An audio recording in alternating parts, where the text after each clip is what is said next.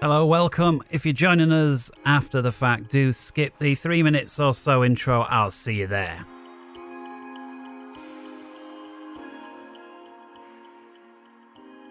Gonna be doing something a little different this time, flying the Concorde XPlane by Colimata.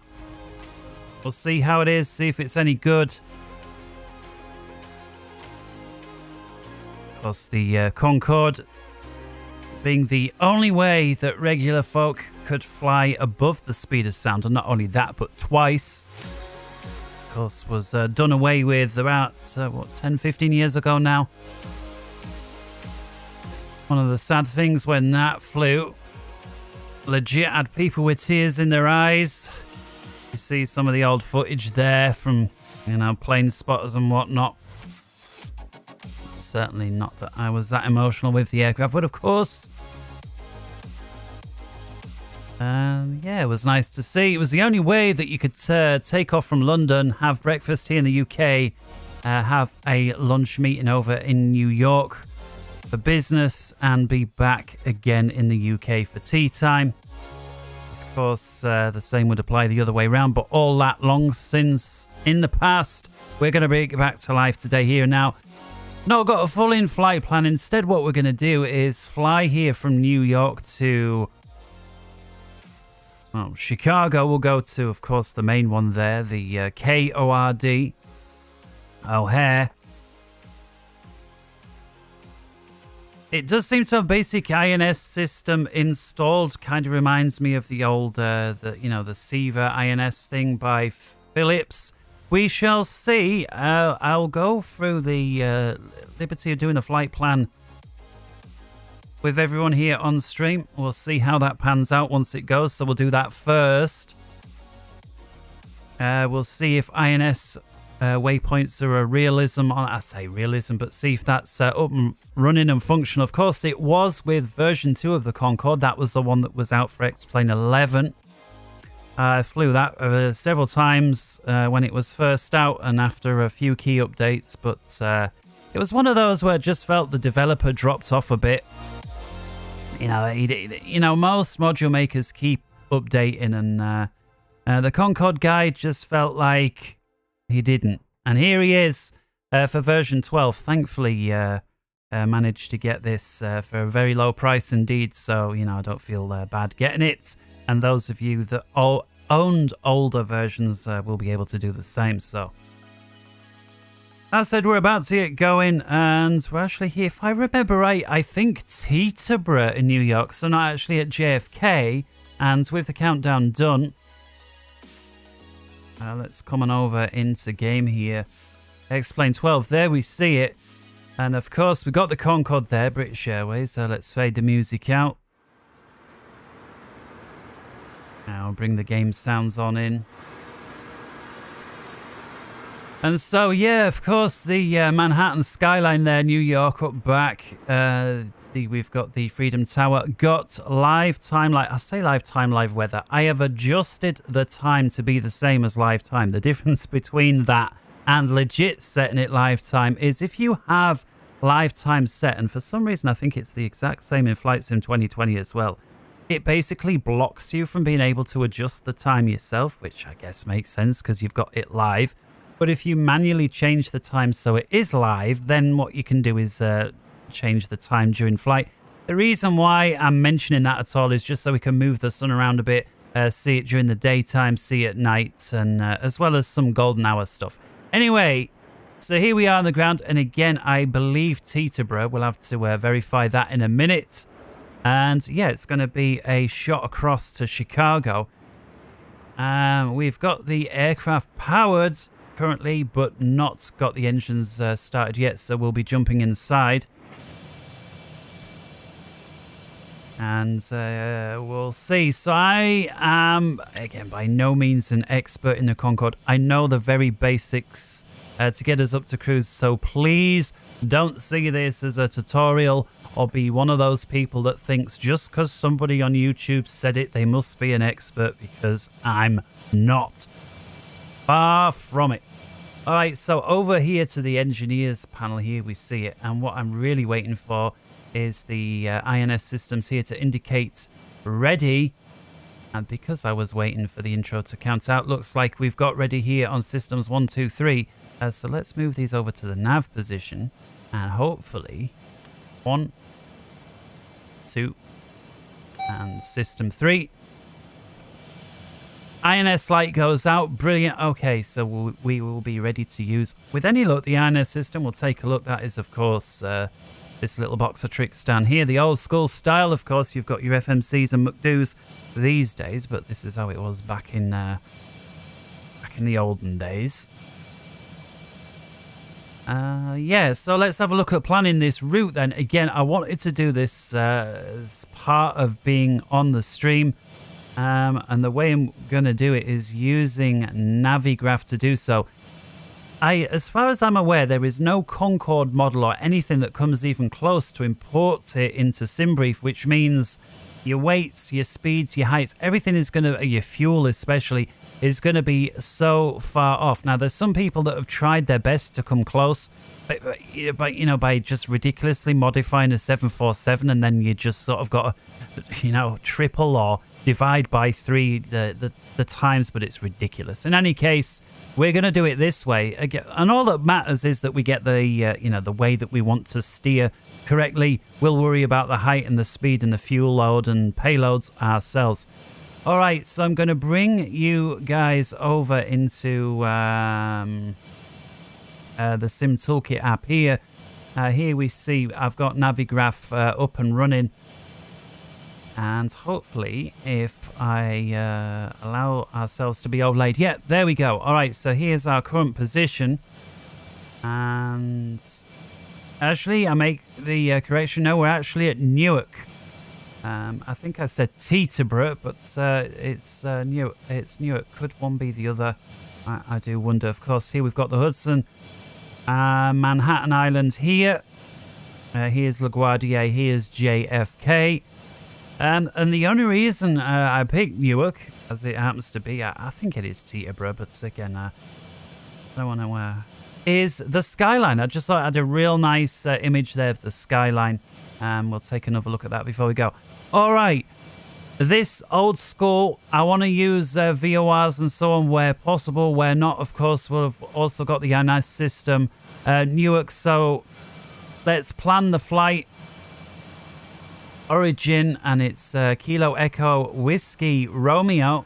I think we can click on it and click as add to route, and that's going to be our origin. Yeah, of course, the Navigraph software undergoing some massive changes a couple of months ago or so, and I'm still and then for a while it was half and half, which half of everything was working the old way, half of everything the new way. Of course, they've gotten around that a little bit now, but it was yeah, it was a little messy for a while. All right, and here we go, looking for the Great Lakes. And where are we? Here we go. KORD, this is our destination. And another one of the nice changes is when you zoom all the way in like this, of course, you can see the airports and the taxiways and so on. Of course, that was not like that before. All right, so let's add that one in. That's going to be our destination. Okie doke. And again, this is normally stuff that you never get to see on stream. People just do this in the background ahead of time, or they use SimBrief. But this time we want to manually do it. And so first off, we're looking for our departure out of Newark. And so we'll have a look. And that's going to then depend on basically where our first waypoint's going to be. Of course, again, if you're using... let's get rid of that. We've sorted it out. Of course, if you're using SimBrief, it's going to take care of all of that for you. But again, we're wanting to do it manually. All right, so the easiest way to do that, we'll click this, open charts, coming over to the departures page, which is going to be your SIDS. And we can take a little look here. I think we can also click procedures and click departures. Yeah, and here we can get nice little overlay of all the ones that are available. Well, that's from 4 left. Well, yeah, we either need 4 left and right or 2 left and right. That's going to depend on the winds. Thankfully, they also bring that in as well. That they never used to do. Let's have a little look. Information, runways, and here we see it. So yeah, 4 left. All right, runway 29 would obviously the best for the wind, but it's a little bit too short for a Concorde. So yeah, I think 22 left and right. So let's come over to the procedures page and we'll filter by 22 left and right and see what's most suitable. So here's some suitable departures for 2 left, and I think we're going to grab one of those. I am just going to cycle 2 right, see if there's anything, but basically the same. Okay. Well, we'll take 2 left then, as we stated originally, and we're going to pick one of these. The way that you do it now on Navigraph, for those who haven't, I mean, you could always select it, but you can also just click on the label. It used to click on the route, but of course you get routes that overlay one another. I think clicking on the label is a much better way of doing it. Of course, here that's not going to have that problem, but sometimes you got like 20 SIDs or more that all overlaying each other, and it looks like it looks like an underground map with all the different colors. So this one potentially the most suitable, I think, the port 4 through Elliott. So we'll select that one. Come on, let me have it. Is that in? I'm saying it's how simple it is, and then of course it's not working. Let's untick that so we're not being followed. Come on. Charts. Port 4. We'll pin that in down here because of course we're going to require that. And yeah, so our first waypoint here is going to be Elliott, so we'll make sure we pop that in as well. Let's have a little look here. I don't want to auto route again. We're creating our own, and so just a case here. Elliott, let's have a look. Now there is a direct there, but I'm not going to worry too much about that. Let's have a look. All right, so there's Elliott. That's looking great. And then now from Elliott, again, we've just got this dashed blue line, so it's very easy to see the general direction I'm wanting to go. Now I'm going to pick some suitable beacon that is more or less on track. And this one here is absolutely perfect. Milton, 09.2, 1092, that's a VOR beacon. So we'll certainly put that in, and we want that to appear after Elliott. Okay. And then on from there, well, here's the next perfect one. Keating, bang on. Couldn't be more bang on if we tried, I don't think. So, every once in a while, luck's got to go your way, even twice in one day, hasn't it?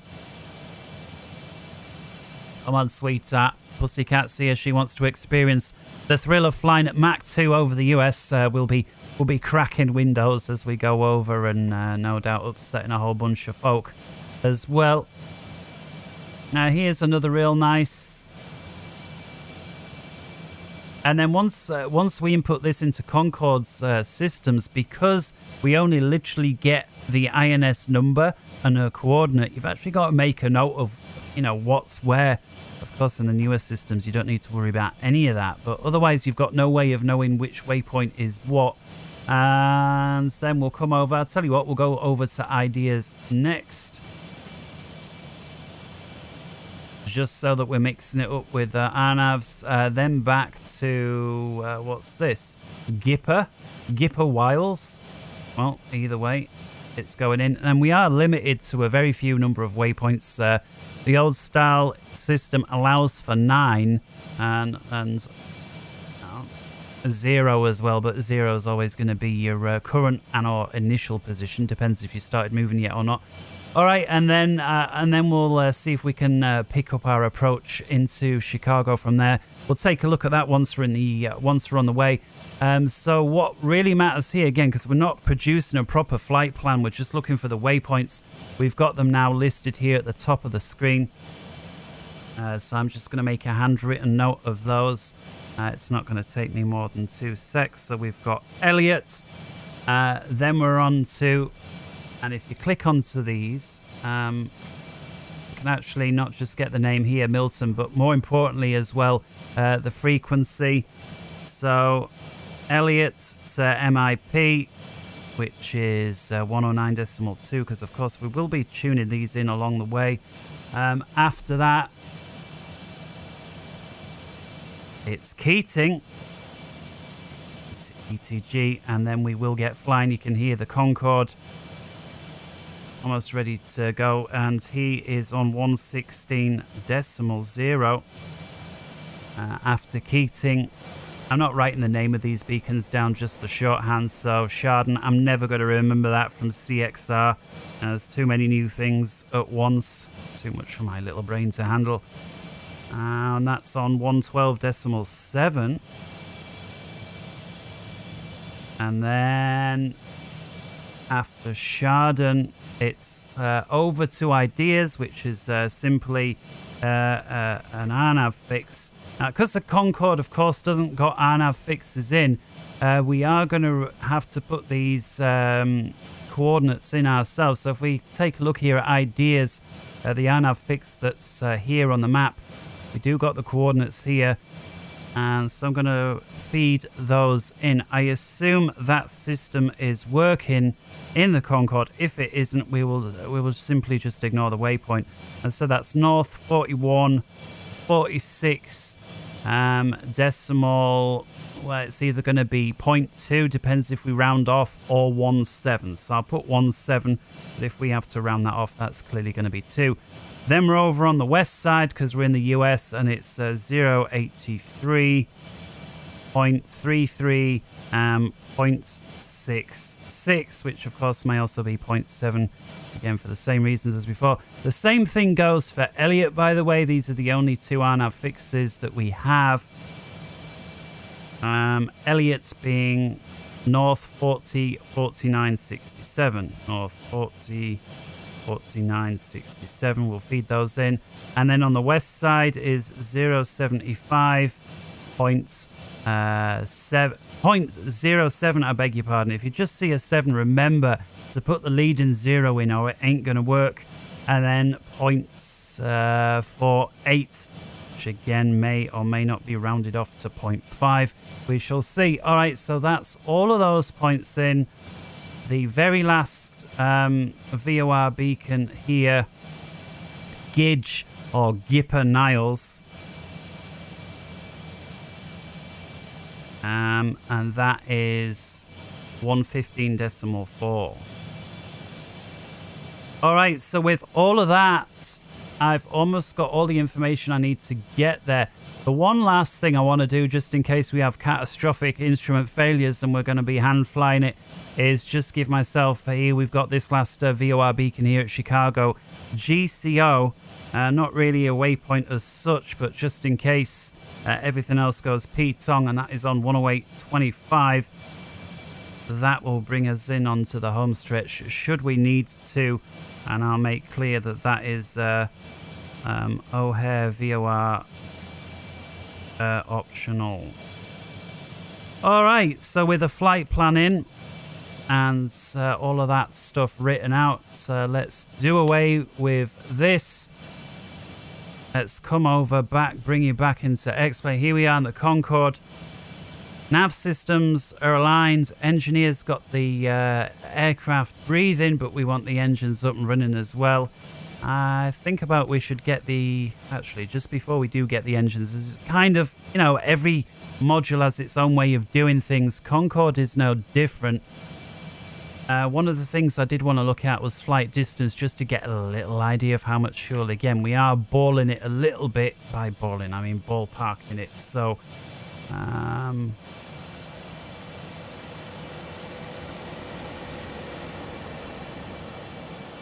taking a look at the flight in total.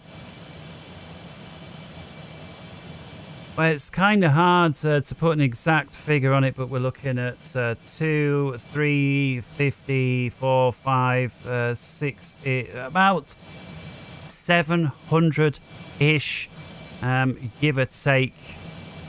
And again, this matters because of the weight of the fuel in the Concorde. The problem with, is that, like most aircraft that are long haul, you can't land. Concorde especially so. So what we're going to do if we come over here, payload, we'll run with a default load of passengers. We'll just leave that as is. Coming over then to the fuel manager. The total flight, as we've said, is around 700 nautical miles. Now, some of this is for reserve.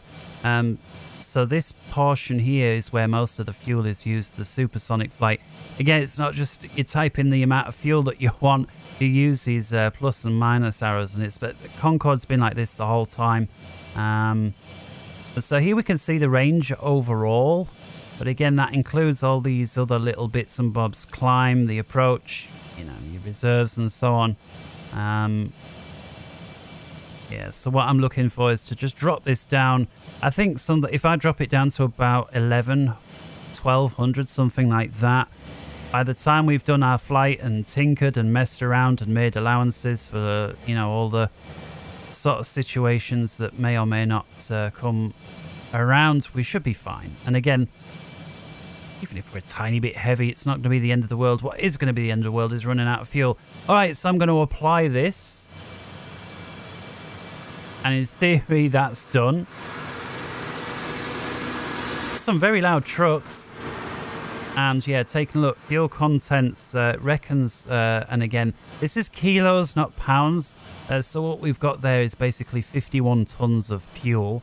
If you want pounds, the real lazy way to do it is to just double it or multiply it by 2.2, depends how active you want to be on that front. Now, why did this... I hit apply. What's going on? Hang on, because when you view... Look at this. Okay, it has happened. So see here, fuel weight is 95.4 in the menu. But after we finish changing it and hit apply, it's dropped it down to 51. Just happens to be that when you come to the menu again, it seems to... Or it would appear to completely reset all of that. Taking a look at loading the route, I'm going to try and do it the quote-unquote proper way using the cockpit systems, but there is a way to do it through here as well. We'll have to see how that pans out.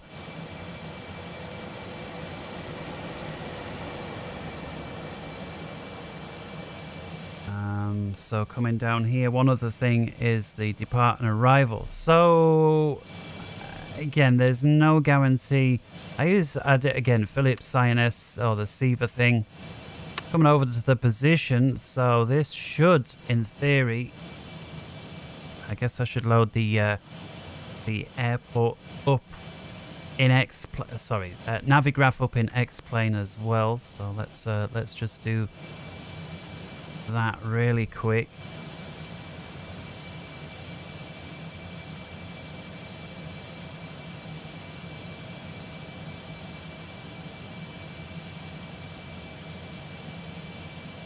And then with a little bit of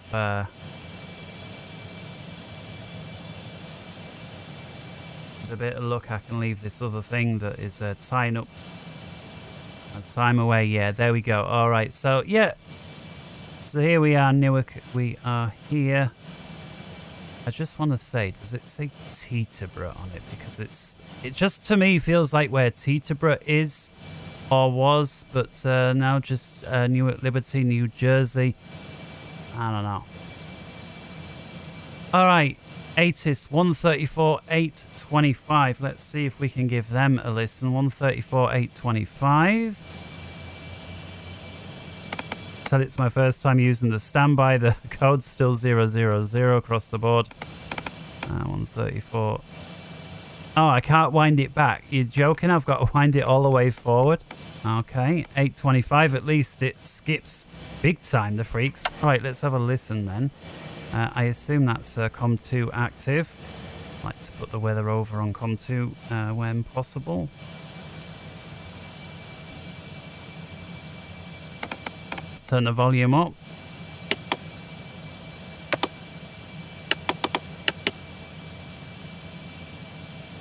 So this is just a volume. I can't seem to pinch this up or down.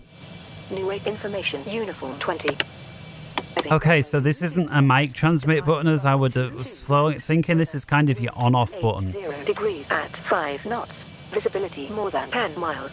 Sky conditions broken at 3,700. Temperature 5. Dew point -2. Altimeter 3002. Advise on initial contact. You have information uniform. Right, 3002 with uniform 5 degrees. We'll just grab the winds and then we'll shut that off. Uniform 2030 Zulu. Arriving runway 22 left. Departing runway 22 right. Weather. Wind 280 degrees at 5 knots. Visibility. All right, so light winds slightly from the right. Again, we're shooting off 2-2. Temperature 5. It was saying 2-2 left for arrivals, 2-2 rights for departures. So I think we'll play along.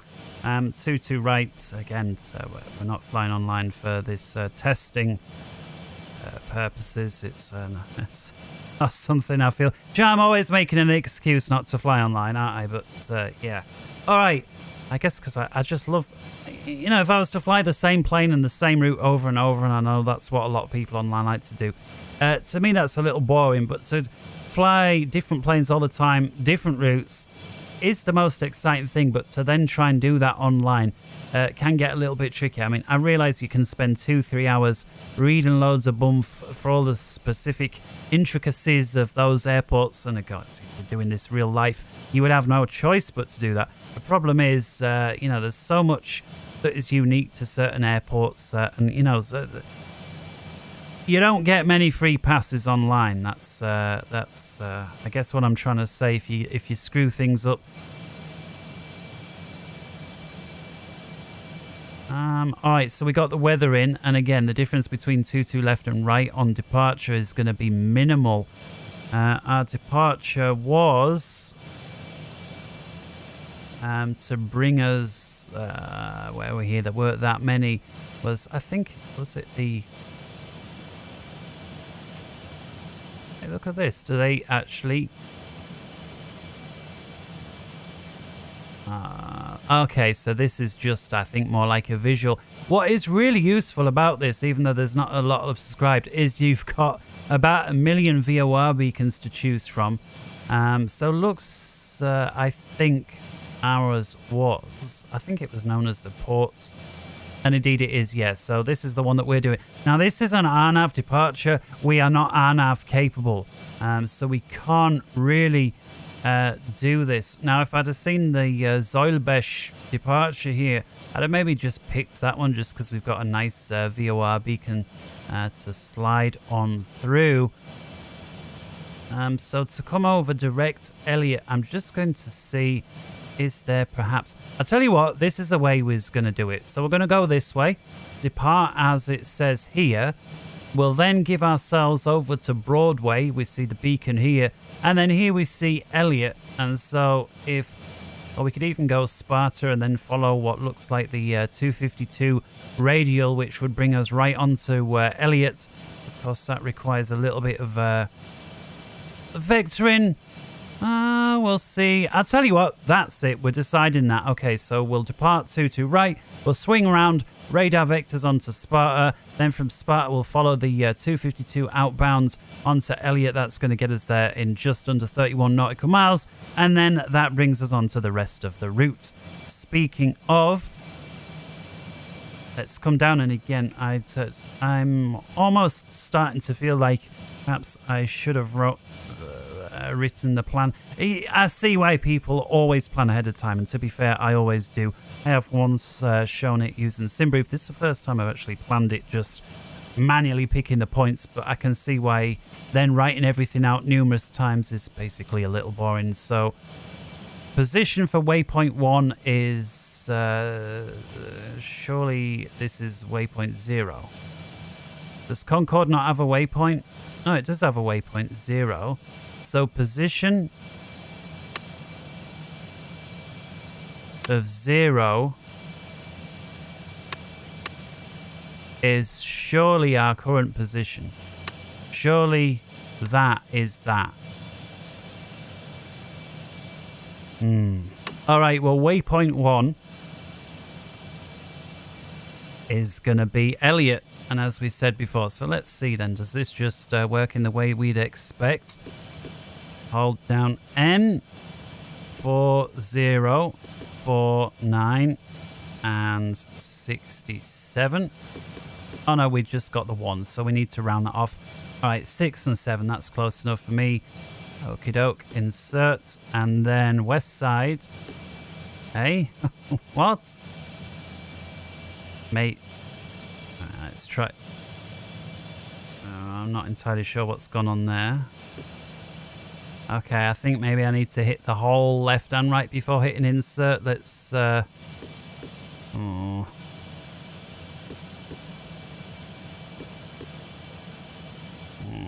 Alright, let's try again. 404967. 6. Okay, now over here. West. Is it 7? Ah, we're getting there. 75078. And that's not 750. Okay, so I think to be... Oh, I'll tell you what. Obviously, I appreciate that Colimata have added their own little sort of INS system in. The way it works is so far off the way that the Philips Seva one works, even though they look basically identical. It just feels the user interface is... it just feels a little off. I mean, you can see I'm pressing West and it's clearing out fields.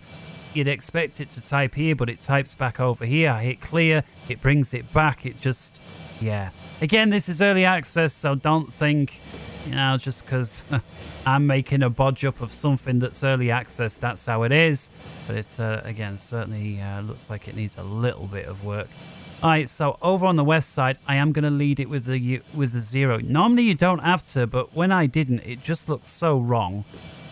So west... No. Not 4. Clear.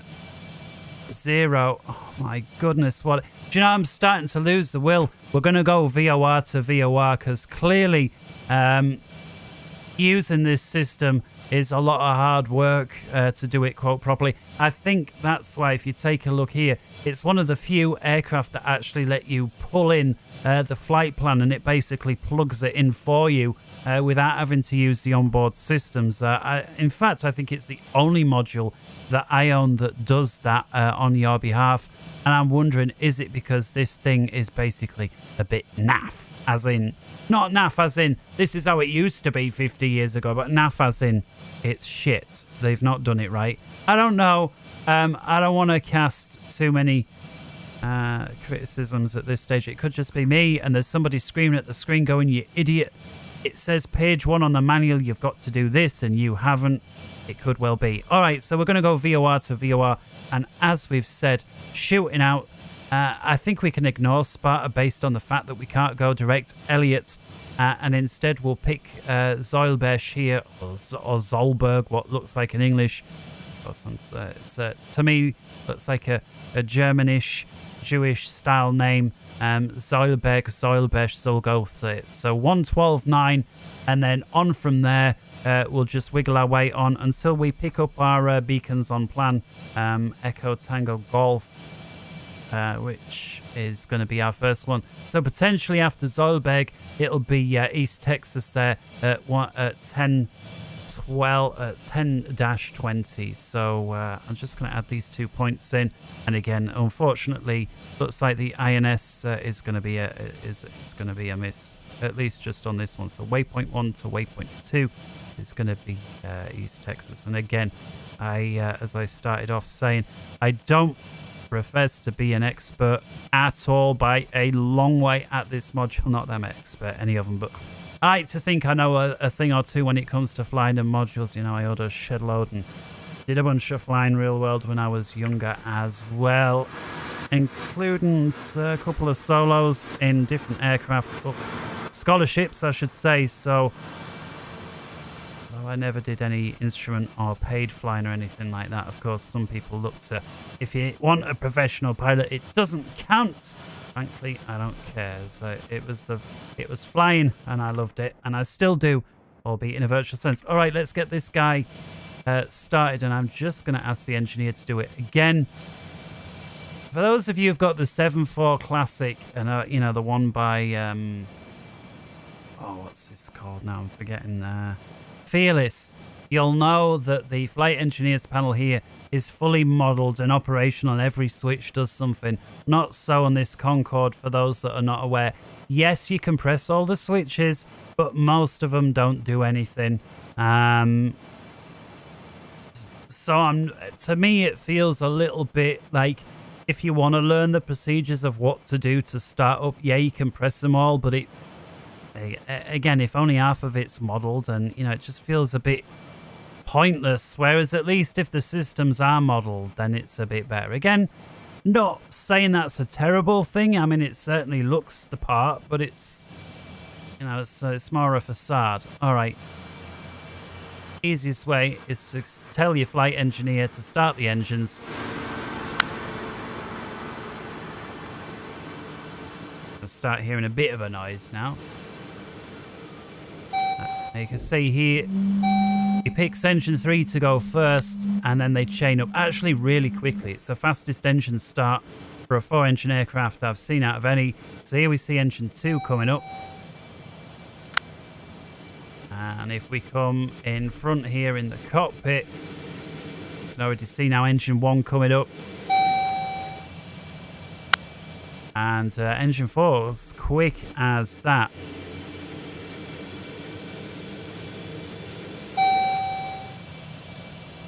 Well, I did have a quick test flight with this yesterday, and it would seem that then the displays here weren't working. There was literally like a hole into the ether.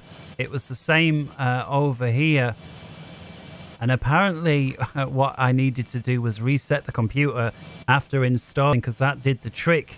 There was a bunch of weird kind of flight characteristics. Now, there's going to be some people that say, well, duh, it's a Delta wing, of course it's going to handle different to a Boeing 737. It's that, yeah, I'm not talking about that. I mean, I did have this again in XPlane 11. Flew it. I mean, I could make it sound like I flew it a lot by saying I flew it thousands and thousands of miles, but again, you can do that in a few hours. So no, I maybe had 12 hours in it total. I want to put an exact time on it. It's certainly fun when it comes to landing. It was something really nice about the way it flies when you're coming in. Accelerating out is well, it just runs, doesn't it? But yeah, so flying yesterday, there was some minor troubles with the handling characteristics. I'm not sure, again, like with the holes on the screen that are now sorted, I just needed to reset the system to resolve that.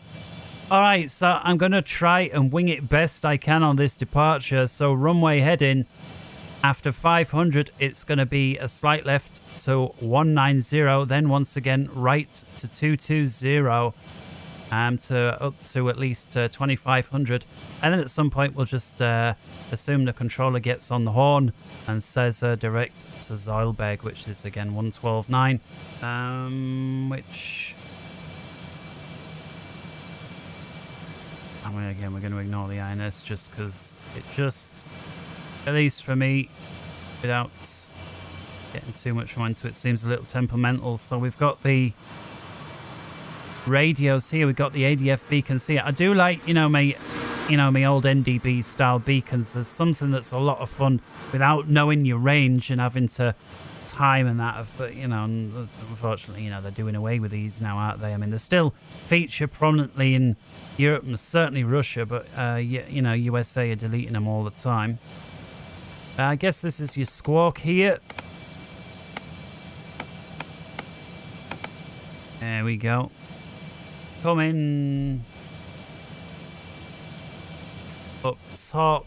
Looks like all the lights are already on. So yeah, by default they put your all of these on, which is, I guess, because we're running. We've got the smoking and signs on.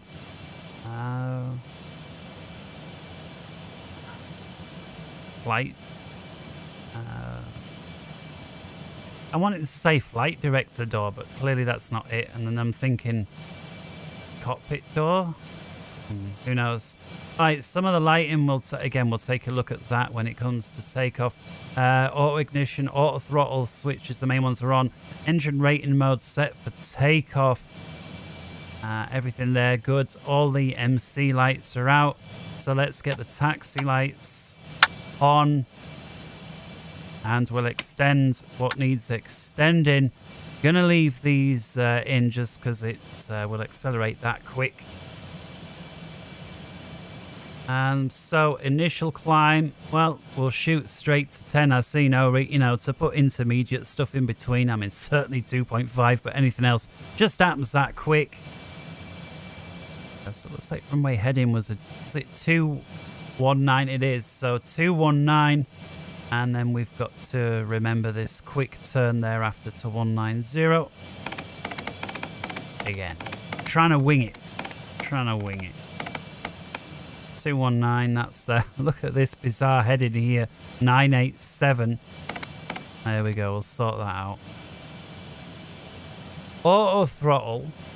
I'm not sure if Concorde was something that had to stay 250 below 10, or if they basically were pretty much always granted high-speed climb permission. Let's see if it is possible to... again, for those that don't know, you open the throttles on this, she wants to run. You put the burners on, she really wants to run. Yes, you've got an auto throttle, but to me it seems like something that, unless you have to, you don't want to use. The reason being that it yanks them forward and back so violently that whether that's realistic or you just shouldn't use it in that situation, or whether it's something the developers need to sort out again, I couldn't tell you. I was never lucky enough to ride on a Concorde, never, let alone sit in a cockpit of one as it was doing anything. And so, yeah. All right, let's go then. So Zoilbeck, oh yeah, we wanted to tune that in 112.9. I'm going to put that in on my side. Again, I don't like that you can't wind these back below 0.0, that you've got to then move all the way up. Again, no idea if that's realistic or not. And your side is going to be East Texas 110.2. And then once we pass East Texas, I'm really hoping we can pick up the rest of our flight plan. Now, interestingly, I could wind it up from 9 to 0.0, but now can't continue to wind it. So, yeah, some real bizarre sort of behavior on the dialing freaks. All right, with that then, let's close that off. Fuel content. So you can see having 4 engines idling, you know, we're using what's that, about 1 to 2 kilos a second. So, you know, about 4 pounds of fuel every second, or 1 pound each. I have to see how that changes once we're on the go. All right, nose cone. Let's do a quick test all the way up. Of course, this is where we want it to be, the Supersonic. And then if we lower it down, sort of, you know, airport and approach operations, you know, it gives us obviously a lot more view down here. And it's not just that it's not as aerodynamic, or it would, I guess, break off if we tried to go faster, though. Again, I don't think that's simulated in XPlane, but you actually end up whacking ground units down below potentially. So it's not always a case of you dump it down when you're at the airport, because you don't want to be whacking tow trucks and Lord knows what. I mean, it's a massive overhang, and for those who haven't seen, if you look at the distance between the nose wheel and where we're sat, or the nose, it's about as long again to the back wheels, probably even a little further if you include the pitot tube there. We're going to experience a bit of that now. You know, like how buses hang right over the curves sometimes when they've got tight turns. Well, imagine that times 100. And yeah, that's what we're going to experience now. All right, then.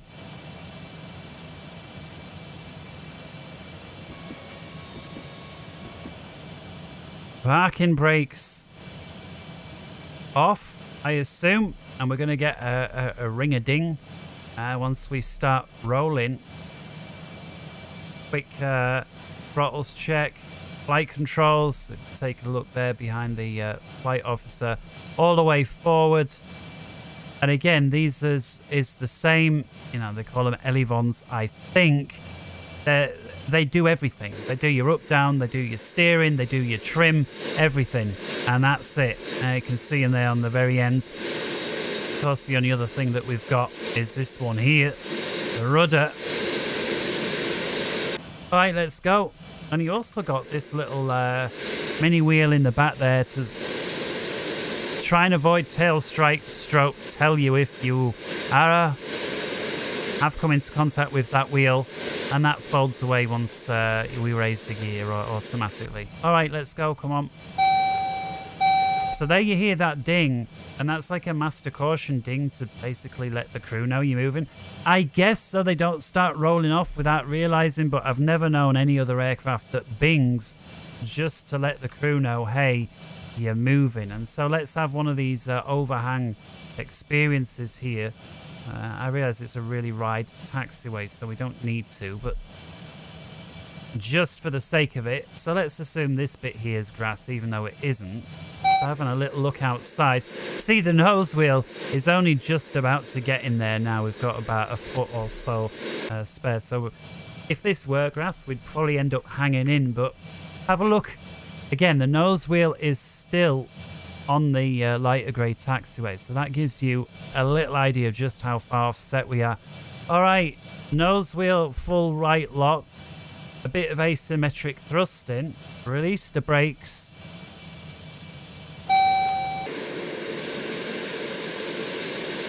Yeah, so we've ever so slightly now gone over, so just something to be aware of. And again, that is full lock, but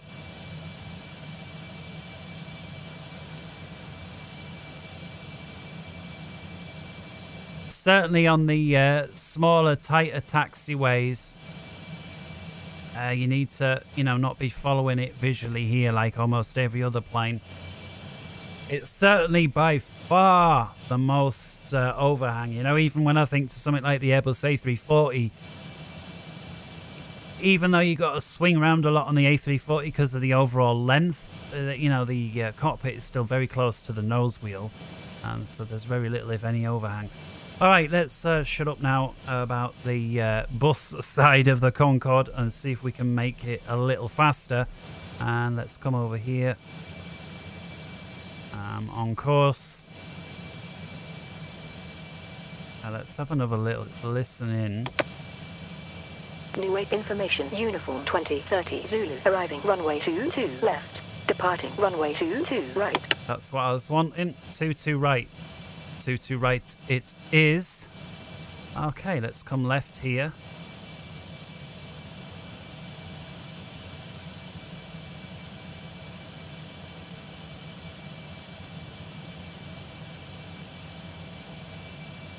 Tell you what, the engine sounds seem awful quiet inside. It does have some.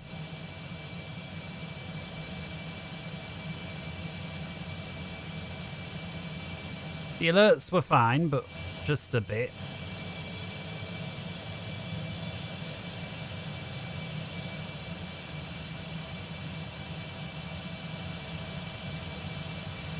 Yeah. Alright, never mind. I'm forever going to hit the wrong button there again.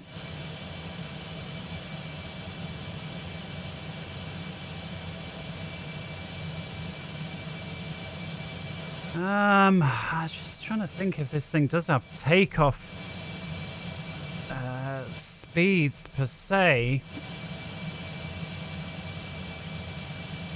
Oh, that's a good point. Center of gravity. We need to set that up. Look at the sort of in-depth sort of ways. It looks like it is here, so it's buried under the aircraft status pages. Airspeed. So it looks like V1 rotate and V2.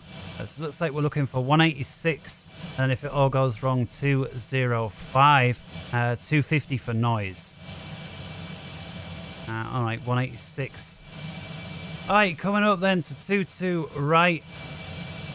Let's just trundle on in. Again, I'm not too worried about any sort of procedures or anything like that per se. It's more just what we can see. So let's put these landing lights on, and again, I'm not going to extend the main ones.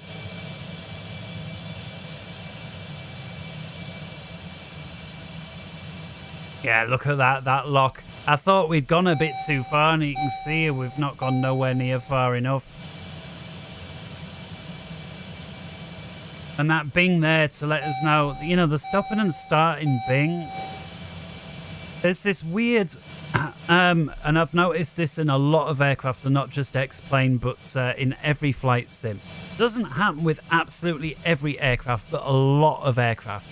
And that is that when you get to a really slow speed, there's this weird sort of sticking, almost like driving through treacle kind of behavior, where it's like any less than 2 or 3 knots and suddenly it's going to stop. And the same when you get going, there's no very gradual acceleration. It's like all of a sudden sort of, and I don't know what that is, but it seems to be a problem that an awful lot of developers have problems with. And I include every flight sim in that and many modules. This is one of those. It's just this weird, and yeah, that's why I liken it almost like to driving through treacle. It's like, no, not going to let you go a lot. Oh, now you can go, but keep going at 2 or 3 miles an hour, because if you get any less, you're going to get stopped. All right, here we go then. Enough of that said. I'm going to stand on the brakes. Afterburners, I think they're actually disabled when this yellow light's on, so pressing it again, that enables them. And one button, I just want to sort it out now. It would appear that my reversers are not connected in. And yeah, that's why. So tog. And I'm looking for Colimata. Toggle thrust reversers. That's what I'm looking for. There we go. Quick press. All right, that's all sorted. All right, so, because again, there's no air brakes or anything or flaps. You're going to need that to stop at yon end. All right, the monitor. 3, 2, 1, now. Now, and they literally slam the forward throttle, the throttles forward, letting go of the brakes. I got to say, considering we winded up the engine sounds,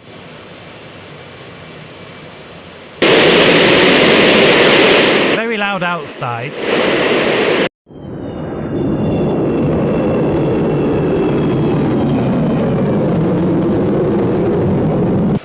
Whoa, and then inside there's just not a lot going on. Rotate. All right, there's the rotate. Focus on it now. He's... Oh, don't overdo it. Don't overdo it. And there we go. Positive climb. Wheels up Positive then. climb. Gear coming up. 250 knots. Whoa, already 250. Burners off then. Jeez, did not see that coming. Oh my goodness. What the hell? We're at 300. I've got... Throttle back or climb. Yeah, I'm throttling back big time. I don't want to overspeed it. Come on, let's try and think like we're trying to do it somewhat. All right, now ETC says, yeah, direct to your initial... What was it? Zoilbesh, and we can see it there, DME 25.6, and we've got the red arrow there.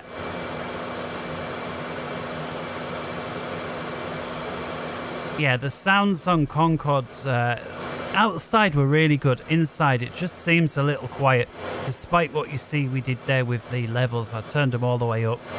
And I've got them maxed out on my little slider thing here. I only need to bring them down when we come outside. Usually I never have the game volume maxed because it's just too loud, you know, like anything if it's at max. But for some reason this one on max is just not quite there. All right, let's see then if we can use the autopilot a little bit. The speed is coming back a little bit. Look at where my engines are at 83. Let's bring... let's leave that where it is. 250, we're nearly there. Trim back a tad.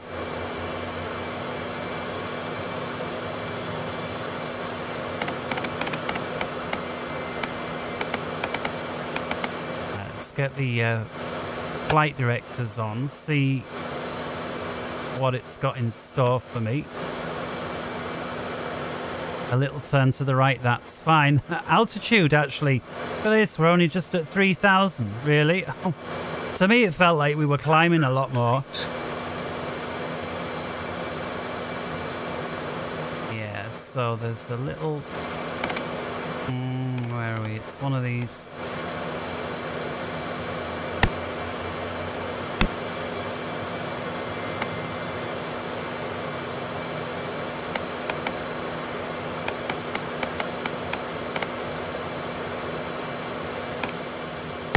there we go. That's it. That's what I was trying to do. All right, now we've got a working autopilot head in there. So you've got to move the mouse till you get that little... It's a bit bizarre, but anyway, we've got it. So I'm going to turn the autopilot on. manually controlling the thrust still, and now I'm going to manually here just move my vertical speed to about there, and I'm going to turn that on. Trim setting.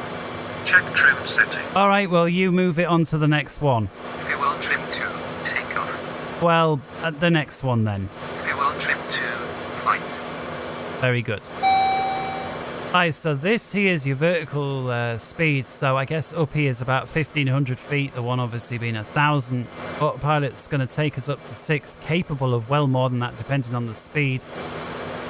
Airspeed now dropping off a bit. I'm just going to manually vector myself towards the VOR beacon. We'll take a look at VOR loc in a bit.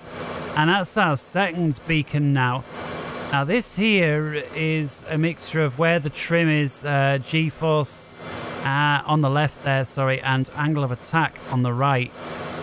So currently riding a dream, wobbling a little bit, you know, the turbulence. As we pick up speed, that angle of attack should drop. Maximum indicated here is up to 25 degrees. The minimum is here is -5 and here is 0. Okay, well, everything's starting to look good. I'm going to give it full power now without afterburners. And I'm going to try and use the vertical speed to ride 250. And we've already broken through it. So 6,000 on the max. Let's see what happens there. We're in the clouds, so perhaps not much. Look at this. We're still accelerating on just mil power. Again, some people mistakenly think the Concorde needed afterburners to get up to supersonic. It does not. It can do it on mil power. It's just it was much quicker, especially with a full load of fuel, to do it with the burners on. And of course, that's where the cockpit made its money. Was with the speed that the Concorde made its money with the speed. Right, so we're passing through 10. The reason it didn't stop there is we didn't enable altitude quiet. That's basically happens automatic on the newer aircraft, but on the older ones you had to tell it to do that or not. Well, let's acquire then at 30. We'll hold it there just for like a few moments, and then we'll accelerate onto Mach. Down. Should we raise it? Yes, you may raise the nose. Okay, so you don't click and drag the handle, you just click it once where you want it to be.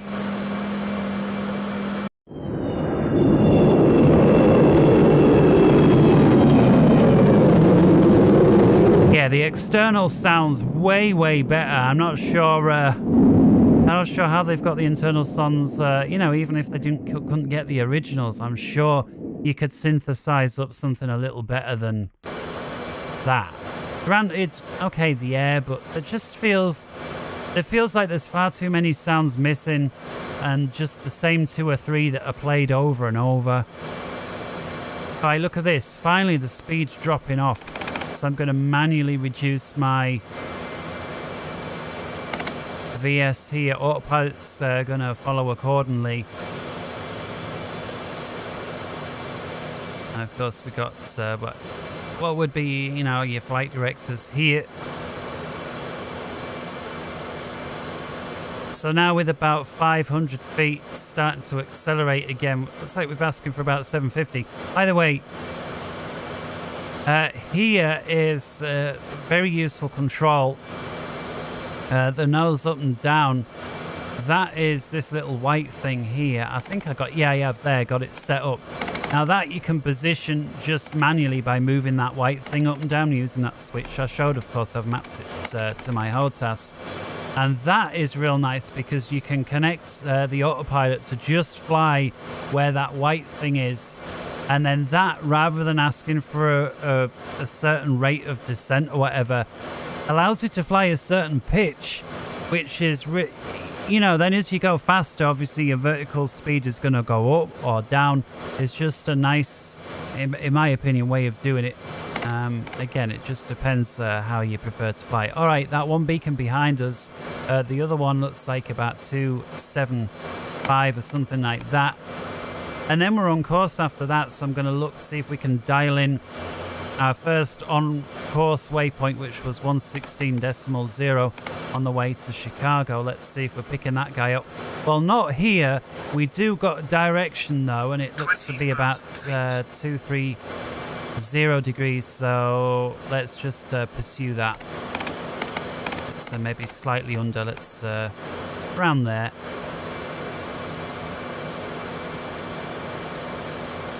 Let's come up here. We'll get rid of the lights. Get rid of whatever's extended there. Taxi lights, turn off lights, and so on. Get rid of all of that. And then coming ways up to the top, let's let everybody have a fag. We'll let them have a wander around. Of course, the signs go on again when we're about to go supersonic. And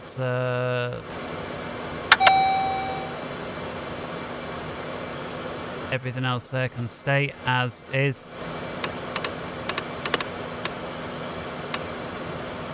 That little ring-a-ding bell you can hear is when the trim is moving, and at the moment the you can see here the autopilot. Can we just move the armrest a bit? 350 knots. Does block controls a bit in. I don't want to accidentally grab that and throw the autopilot off.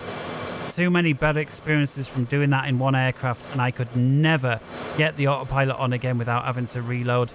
That's pretty cool. It moves the chair. Alright, that's somewhat unique to the aircraft, but... Overspeed. Oh, shit. Back or climb. I just did it. Mach overspeed warning. Throttle back or climb. Alright, let's increase the vertical speed manually. So up to 4,000. So now look at this. We're getting up very close to the speed of sound. We're actually starting to accelerate far quicker than I would expect.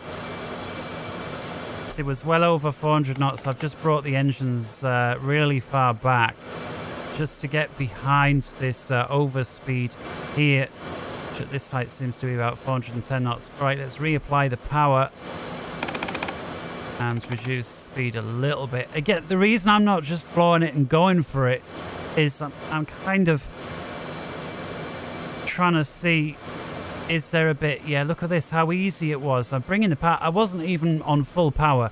We're doing almost 4,000. Certainly not got the afterburners on. And yeah, again, for those, if this little yellow light's on, you can't put the afterburners on. And that's toggled by these, those switches there.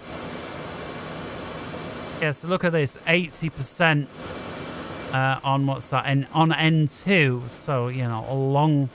You know, you see the throttles there, they're, what, about halfway up, literally halfway. Now, speed dropping off, so let's give it a bit of oomph. Just to see how much difference that makes. I was still losing speed, but only just. So if I put a bit more onto about there, what's this? 89, 90. And looks like speed there, holding about static. Don't forget, we're still climbing at about 4,000 feet a minute. I'm going to ease off the climb as we're approaching 30 here. Let's try and make it gentle. And of course, these aircraft were held, you know, below Mach until they was well over the sea. Now, I'm not going to do that today because, of course, there is no sea between New York and Chicago. But looks like was already beyond a first en route waypoint, so it's 1270 next. So I'll dial that in on your side. Things are going to go so fast. Is that even getting picked up? Well, I don't like in this. I'm way past my VOR, which has got no range information. And yours, or, you know, the next one, CXR not showing up. MIP, let's have a look at that. One past. And there you go. So without burners at just 90% M2, we're breaking through the sound barrier. That's why there's this crazy instrumentation behavior just while we do punch through. So let's clear our ways up all the way, making sure that we don't break through 60. That's, you know, you don't want to get higher than 60. So I'm going to put vertical speed out of quiet. Let's give ourselves 2,000 feet. And I'm just going to give full power without afterburner. There we go. I've whacked it all the way up. See, it's giving us what's that, about 101. Now look at the speed here. And you can see this crazy stuff happening. We're right on the edge of the sound barrier. We keep going through and then dropping back. But just to prove, no afterburner. And I see now comfortably above the speed of sound. And that's not just in the sim. That was, again, real life. But you can see now, to get from here up to 60 at Mach 2 is going to take a moment or two. So, you know, just to give the burners another couple of minutes, obviously, it makes that whole thing much quicker. Again, we are light on fuel, so that is going to be in large part responsible for the ease at which we are accelerating now. And I think I'm going to switch to pitch mode now, that little white one. So let's try and get that to match with our vertical speed so the jolt isn't too abrupt. And we'll switch now to pitch. Consider heat usage for supersonic climb. Now, we're cool. Mach 113. We can do it. Now, we got quite a strong rate of climb, and you don't want to get low on speed once you start pushing through this sort of height. Anything above here, certainly once you're like 40,000, if you get slow or below the curve, if you like, the power curve, you'll never get it back. Even with burners at one point. At one point, you'll just be causing too much drag. The only way to do it is literally come back down, get your speed up, and try again. Or just get it right first time. So what I'm going to try and do here is ride relatively close to wherever my max speed is. This one looks like I'm going to overspeed on Mach before the airspeed. And to prevent that happening, just increase my pitch or vertical speed, whichever way you want to do it first. Sometimes, again, certainly if you're heavy, it's a lot easier to be precise on the vertical speed. The only problem is if you start running out of speed and or gaining speed, it's going to run away if you're not paying attention quickly, whereas on the angle it kind of takes care of it for you. Made a terrible job of explaining that. Now we do got DME, interestingly enough, here on beacon number 2. Looks like it's dead ahead, which is a little bit of luck, maybe a couple of degrees on to the right. That's kind of interesting because even though we're tuned in on different frequencies, we see we've only got the DME on your side. Both radio arrows there pointing in the same direction. So your side 1090 here on the beacon is where are we here? I'm not even seeing it. Which is perhaps most freaky of it all, but seeing as we do got some sort of information there, I'm going to start tinkering with my side. So let's have a look. Mach 1.3. Ramps moving confirmed. Alright, Mach 1.3 now. You can see our speeds are starting to fall away from the max speed. So again, just reducing. Are we on pitch mode? Yeah, we're still on pitch mode. So again, it's going to ignore whatever we've got here. It's focusing on this. So I'm going to try and reduce just a bit more. You can see here we're gaining speed quite nicely. Now this here is obviously your indicated airspeed, and you know most people know the higher you get, the thinner the air, the lower that gets. So to be doing 420 odd indicated at 39,000 feet, as you can see here, we're shifting 137% the speed of sound on Mach 137. Looks like we're passing over a beacon, which is kind of weird because it's saying that we're 32 nautical miles. So I don't think we've got any directional information on this sky. It may just be DME only. Either way, we're not picking up 1092. Try again, 16.0. Alright, so it would appear, let me just check that. If we move that up, does it not show if we... Oh no, it...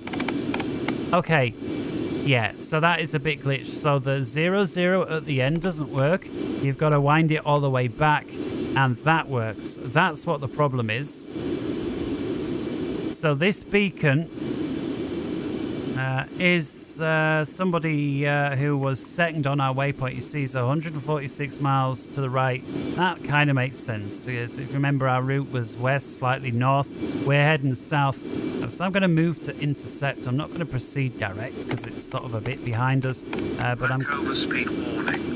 Throttle back or climb. Right, so we're up there. So let's increase the rate of climb. Again, or the pitch rather. 1.52. Now, as soon as we start dropping off, which we're doing now, I'll then start. 40,000 feet. Right, let's reduce the pitch again. 40,000's got terrific rate climb, and again, all of this without burners. Now, if we had fuel, it would feel like it's taking you all day to do this process. Clearly, you know, you want your burners on. Not that you have to. Just this big time misconception going around the internet for whatever reason that people think they needed afterburners. I mean, there's the odd counterclaim to it with evidence beyond just some dude in a flight sim, but yeah, so big difference here. Now look at this, how much speed we can gain. So I'm going to just let the pitch drop down. You can see there, what's that? We're talking about 500-600 feet on the climb. And again, I am set to pitch, not vertical speed mode. You can see here this very slow climb rate. It's like a point where we are struggling to climb. Now that I'll just accelerate. Now there is this mode here, so we've got takeoff and flight. So I'm going to drop that rating down. And then once that's done, we've got another one up here to go from climb to cruise. I'm wondering if that's like your kind of like your N1 sort of limits, but we've still got 101. We'll have to see when we set that to cruise if it brings the the maximum rating back a bit or not. Taking a look at fuel consumption now. That's a lot of fuel. What's that? We're talking about, I'm just going to make a guess here, 8 or 9, potentially even 10 kilos every second. So that's about 20 pounds a second. Now, if I was to light the burners up, obviously that number is going to be sort of whizzing around even quicker.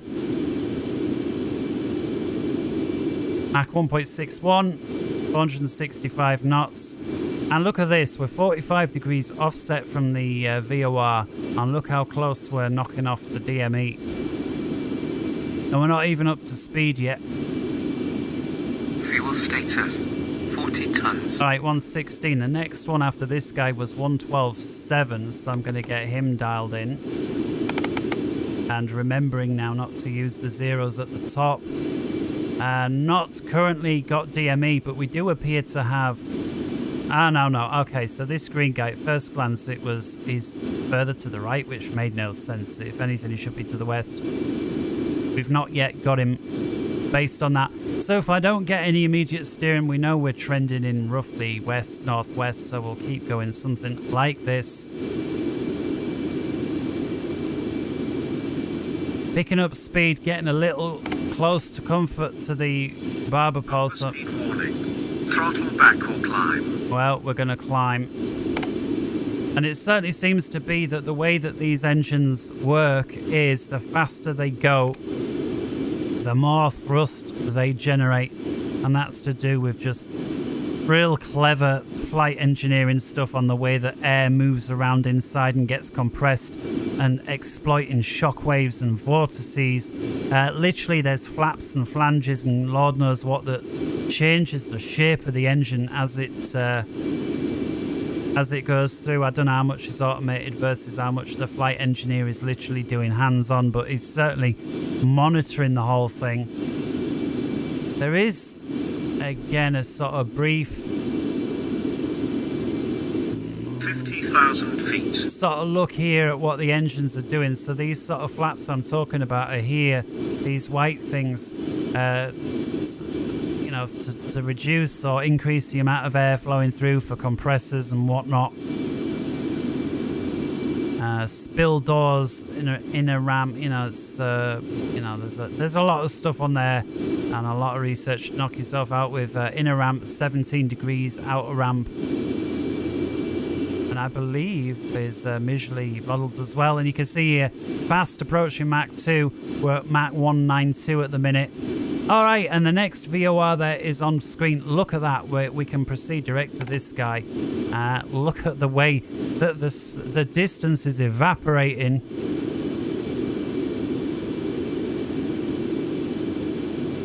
There's madness, is that. Such sadness is the word. That's just that it's not possible anymore.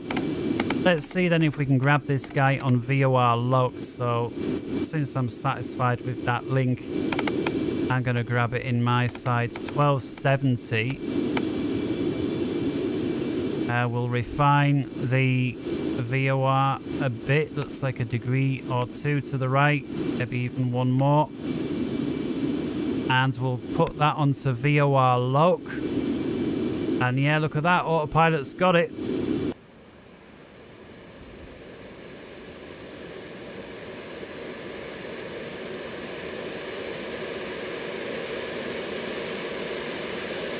This, by the way, not a flyby camera, but the ride-along camera, so that the reason the plane's moving away is due to the turn there. Let's get an actual flyby shot.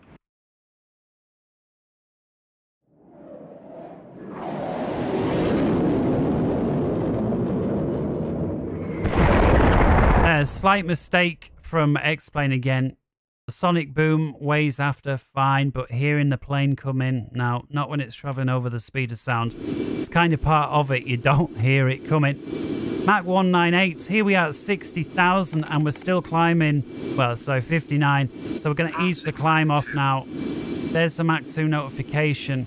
And at this point, it's a case of just letting it wobble up and down a bit. And so you could put the auto throttle on. I'm just going to bring the throttles back a bit for now if I struggle to maintain it a bit. So we're losing a little too much height now, so let's ease it back up. Again, you can put the autopilot altitude hold on. It's not the way that the Concorde rolled. The Concorde, they would literally set a pitch and they would just let it gradually oscillate up and down. Again, you're not going to run into anyone else up at this height. UFO maybe, but of course I'm jesting. I don't think you can run into them. Even if you tried, there just seems to be these weird lights or satellites or stars or planets or swamp gas or who knows. All right, so there we go. I think we've got it kind of maybe set now. Maybe just knock it down by 0.5 or whatever the individual increments are. And so here we see it Mach 202. Let's come up top then. Throttle rate in from climb down to cruise. So you can hear the switch is very, very loud.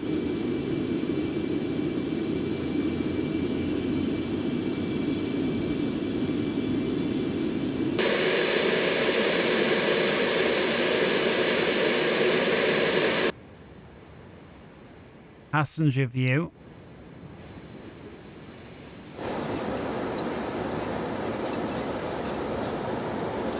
Nice touch on the board there, Mach 202. Of course, they famously did have these.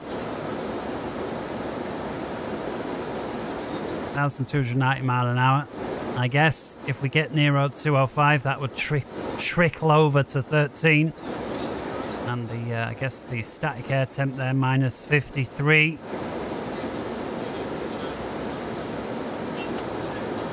Very narrow corridor in the Concorde. It was just a 2x2, and the entire cabin was first class, unlike any other aircraft. That's a bit of a pick and mix.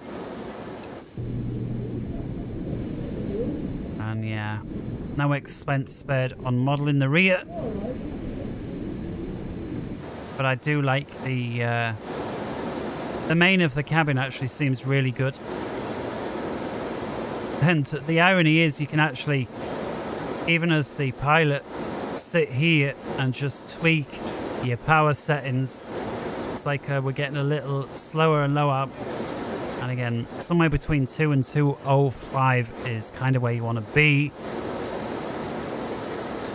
I just put a little bit extra power on. I just literally just moved them forward about a millimeter. I have to see if that was enough to make the difference, or if I need a bit more.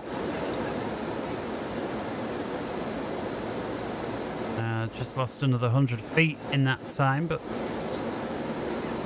perhaps another millimeter. Let's go for it. There we go. 202. And again, you can see now at some point this height here is going to start an increase. And as long as you don't go above 60, and I'm not sure what the minimum was, but I guess anything above 50, air traffic control is going to have no qualms about it.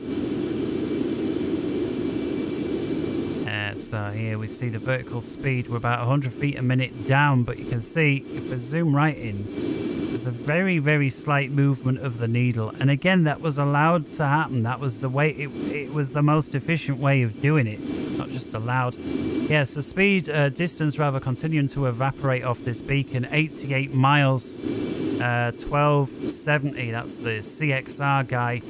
Then it was Ideas, which was the which was just the ANAV point.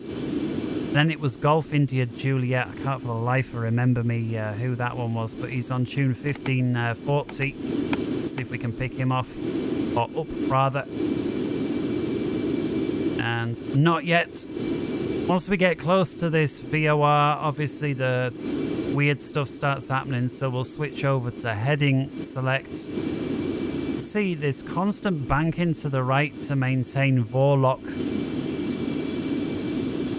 Sure if that's due to the wind or due to just some weird stuff with the angles and magnetic anomalies and I don't know what. But it would appear to me that the VOR beacon, if anything, is slightly to the left.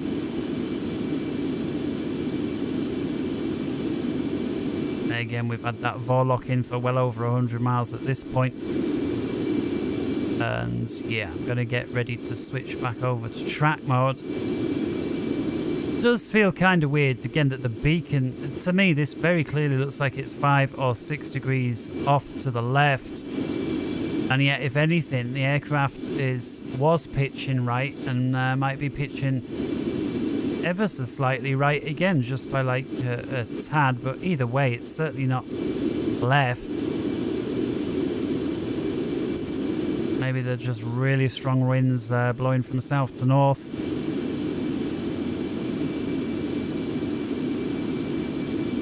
Looks like we're just about somewhere between 202 and 203. The speed indication dial having a seizure, trying to find out which one. And yeah, let's switch over now. Of course, DME is slant range, and we're up at 56.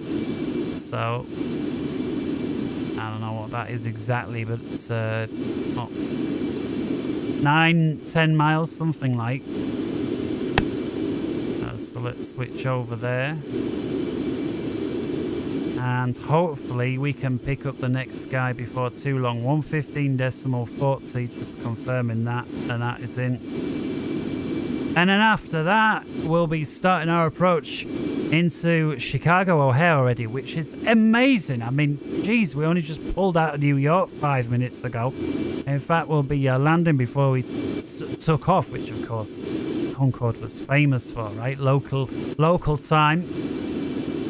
You could literally land before you took off, experience 2 sunrises a day.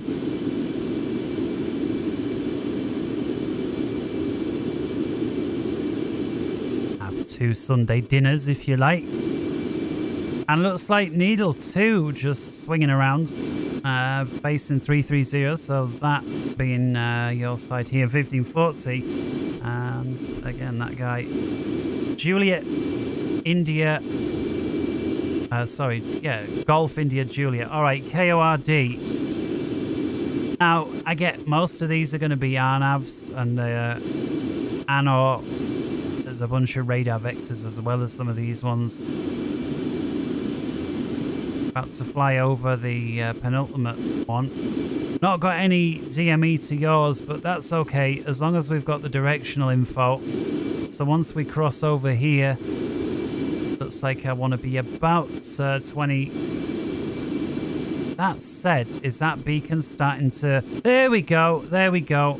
All right, so it's a little bit touch and go. Let's see how close we do get to this beacon, bearing in mind how high we are. Entering the cone of confusion. See the needle starting to spin a little bit. 13 nautical miles. Try and chase the needle a little bit. 12. And again, I'm thinking something like 9 or 10 miles.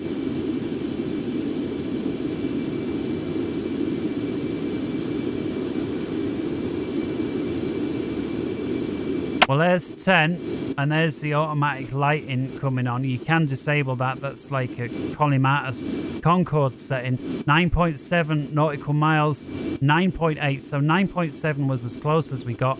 Granted, I think if we'd have tried to chase the needle a little more aggressively, but I don't think we'd have got it under 9.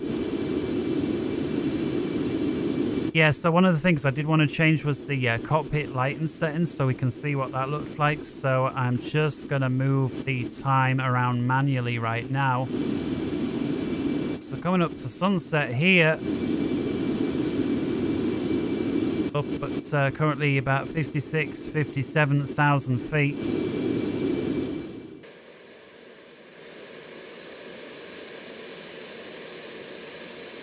Now, I don't think I've ever really noticed XPlane really showing the curvature of the Earth before, but I have now.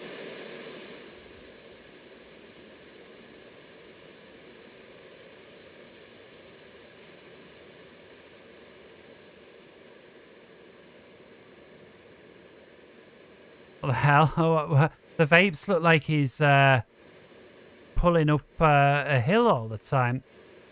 I guess that's because they're directing down slightly.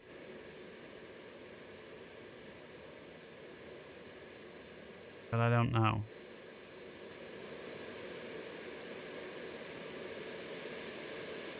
Quite nice shots, but I'll tell you what, they really have improved XPlane and the clouds and the weather and the lighting in many conditions, but maybe a little bit of work left to do up at these heights. So that looks arguably better than it was. It's not as good as some of the others, but I guess most people don't come up here, so it's probably on the back of a very long to-do list.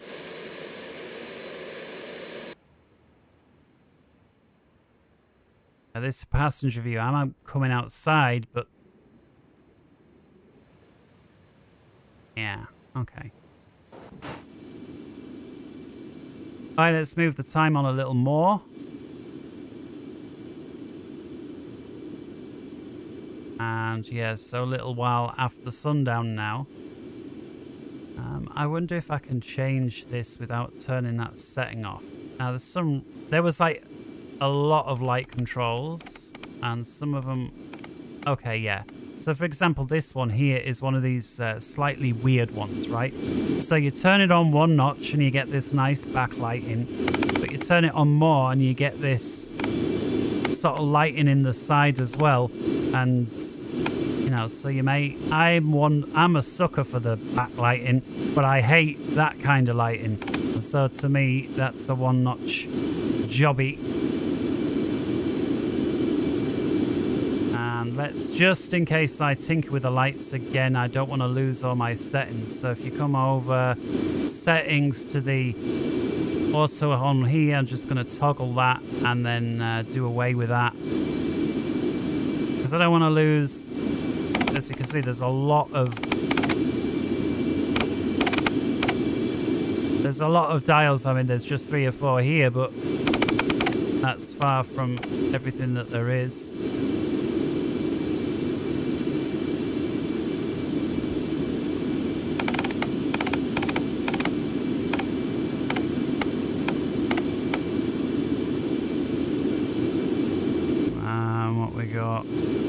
I can't remember where they all are. It's been a long time.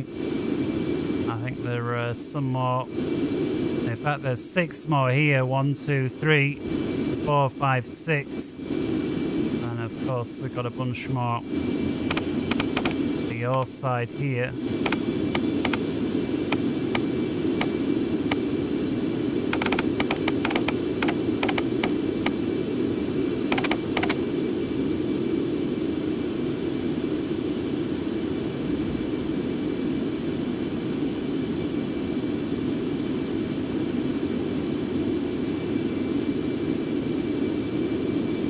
Alright, DME2 is showing up good and proper, and that was 1540, which was the last waypoint.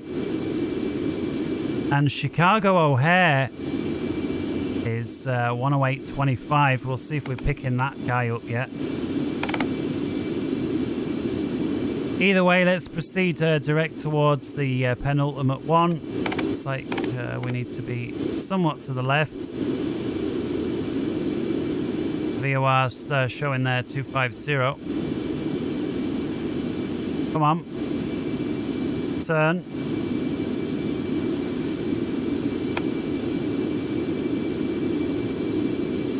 That's me saying turn while I'm dialing the wrong dial.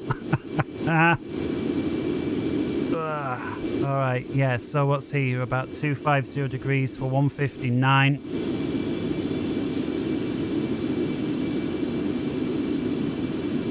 Let's continue tinkering then with some of these lights. So what's this one? Oh yeah, the roof. Well, that's self-explanatory. Center console floodlight. Well, let's give it full.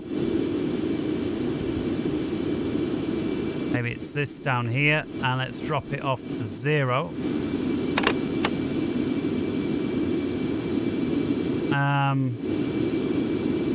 Alright, not as obvious as I thought. Down here, I did notice a light drop off, but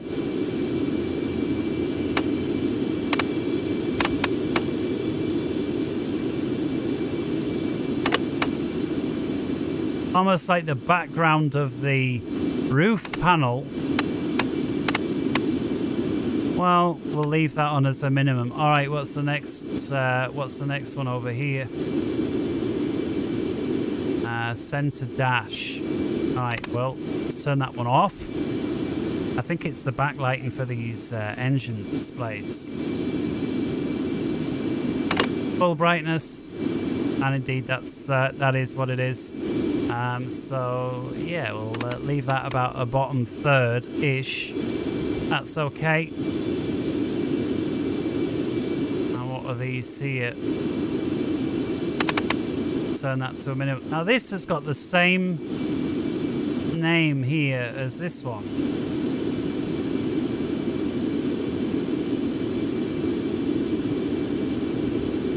Alright, let's give it full whack.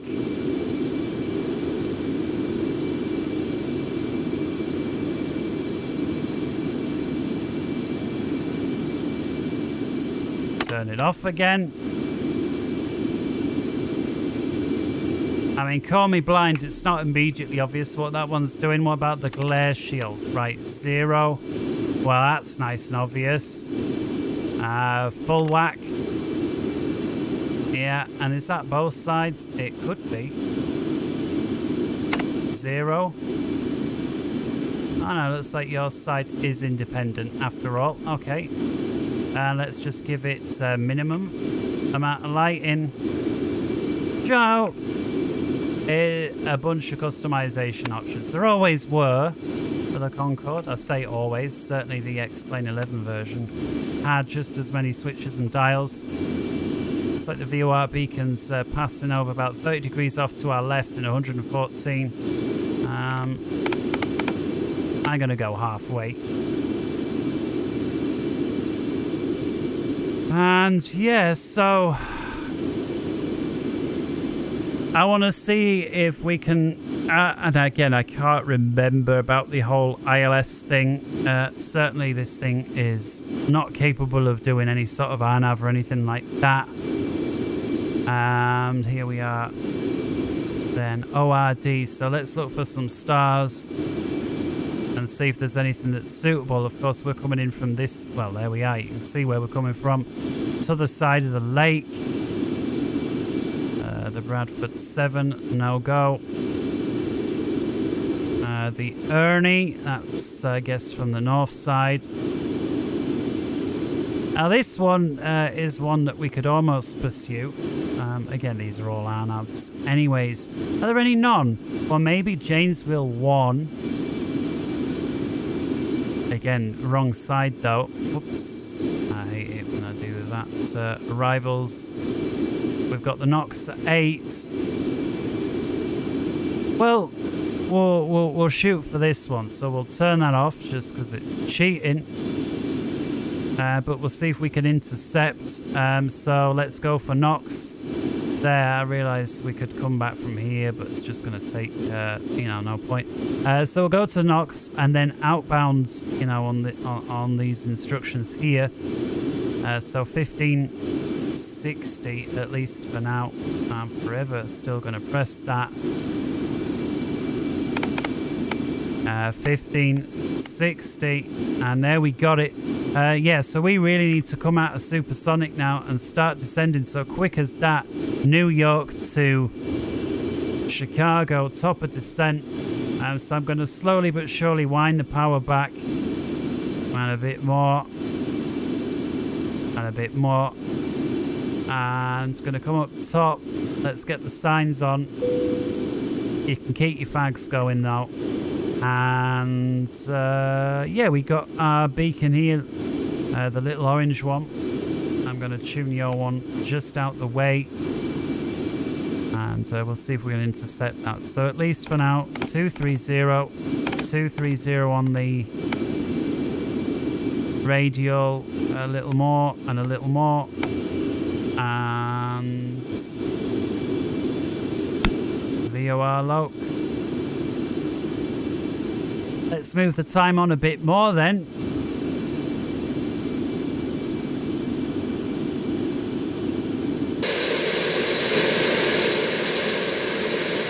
Nice with the passenger windows lighting up. It's a surprising number of modules that unfortunately neglect that. And it's just a little thing, but it does seem to make all the difference for the nighttime pictures.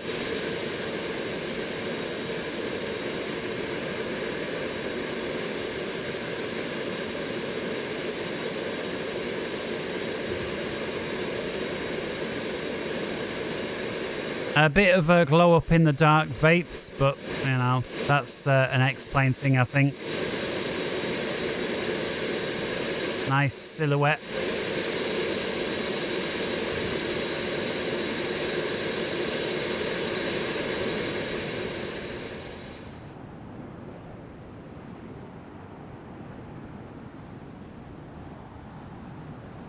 For those wondering, these little things down here, the built-in Concorde, quick action things, and you can also turn these off, which I think I'm going to do now. The quick axis GUI here, toggle that off, and there you can see they disappear. All right, come on, it was coming into land, so I'm just going to put a little bit more light on. We'll move around with the lighting as required. See, it was 65. Last time I mentioned it, we was over 100 miles away. We'd already powered back the engine. Speed's already 141. I've now just hit idle. I'm going to tell my flight engineer, rig the fuel trim for descent mode, please. Fuel trim to descent. Check trim setting. The main difference by a long ways when he sets the fuel for descent is you have to rehash. In order to keep flying in a straight line, you've got to trim back, and that makes the aircraft less efficient to fly. And so it's almost like adding a mini air brake without having an air brake. Looks like the autopilot here has gotten, or feels like it's kicked off. Pitch hold. It's not doing it, is it? Autopilot off. Yeah, what's happened there? I guess maybe we're running out of speed, maybe? Pull up. Alright, maybe we're just a bit low on speed.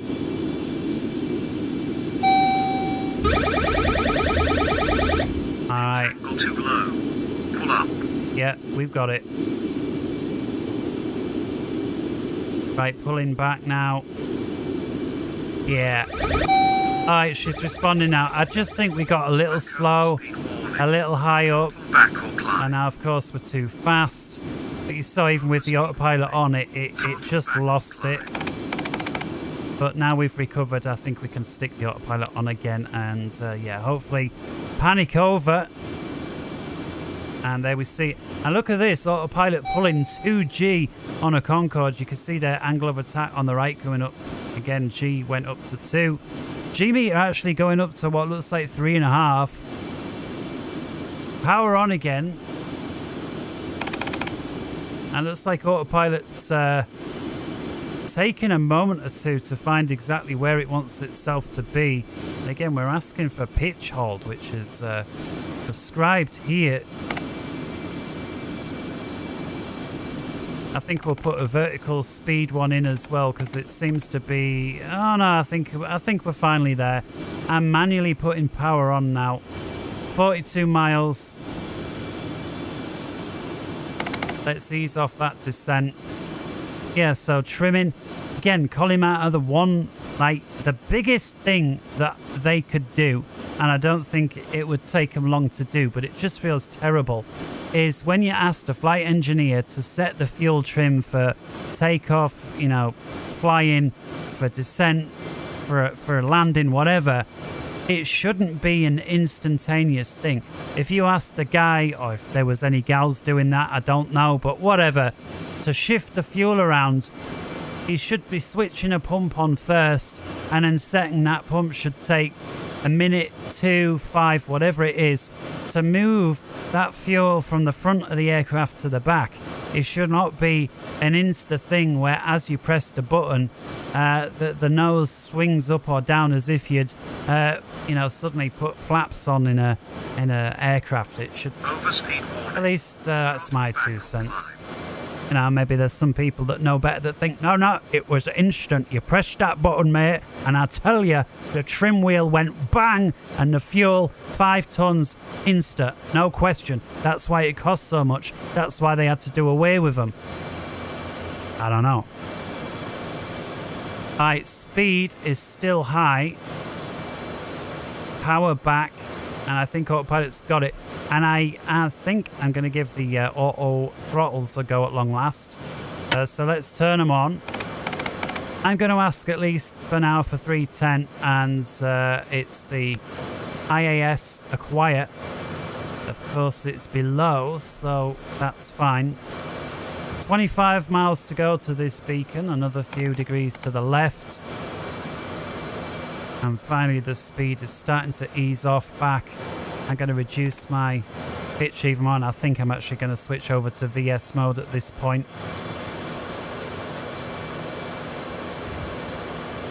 And I think, yeah, coming down at this stage, it is time to manage the speed and the vertical descent rate. Kind of matters a little bit more. On the way out, it's just, you know, what can the plane do? Give me that. Vertical speed is in, and I'm going to reduce that now to about 15. In fact, 1,000, because we're 22,000. All right, Knox was 17, and then after that it's 345. We're on VOR low, so let's pre-dial the heading for 345. And that's actually slightly behind us. We'll then dial in the 345 radial. We'll follow it out. I realise then there's this RNAV fix here. We could measure it for 28 miles and then come left 340, which if I'm paying attention, we'll do that. And look at this. Ratings down to 12.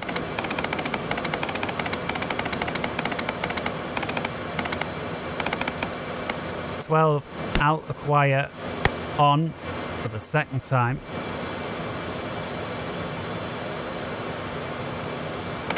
Alright, well, expedite your descent a tad. Now, because this is a 90 plus degree turn, I'm going to start my right-hander to 345 right about now.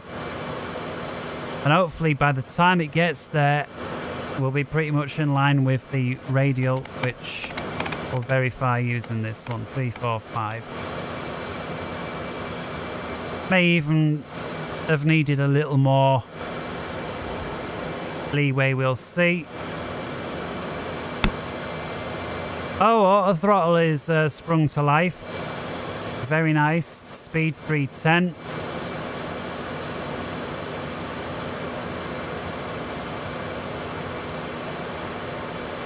Wrong fuel trim.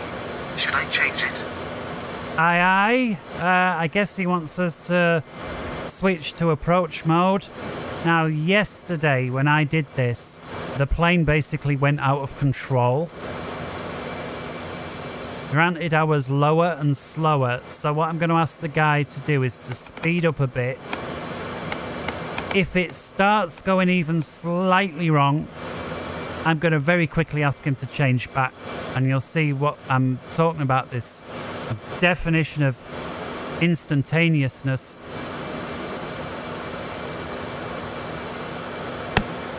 All right, acquire 350. Ease off on the descent rate just until.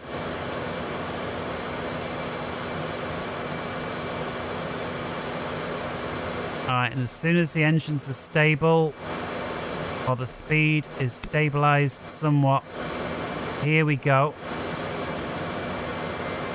Fuel trim to landing. Alright, it's starting to pitch up. Sort it out, autopilot, sort it out. I can hear the trim bell, we're still pitching. But I think autopilot has got it. Alright, panic over. Alright, speed 290 then. Keep that descent rate going. Yeah, look at that. After completing the turn there, if we take a look, we're on the outbound now, 13 miles. Looks like we're only, it's about 5 degrees or so offset. We're not actually seeing the offset dots, but usually there's a dot here and a second one, and it's sort of 5 and 10 when you're in the VOR mode. Either way, it's very close. I'm kind of surprised how close actually. And VOR low, I guess it can track outbound radials. Well, let's find out. Looks like it's going to grab it. And steering line, yeah, looks like it's setting up to track. Doesn't seem like it's going to swing us around for approach, which is nice. All right, 20 and 8 is 28, so in 10 miles time, we need to go for 340, and then on from that, we're basically expecting radar vectors, and those vectors are going to bring us in. Let's see if we can get some ATIS. Got any ATIS info on the... And it is 135.4. I don't know if we're in range or not. God damn it, I'm never going to press that. 135.4.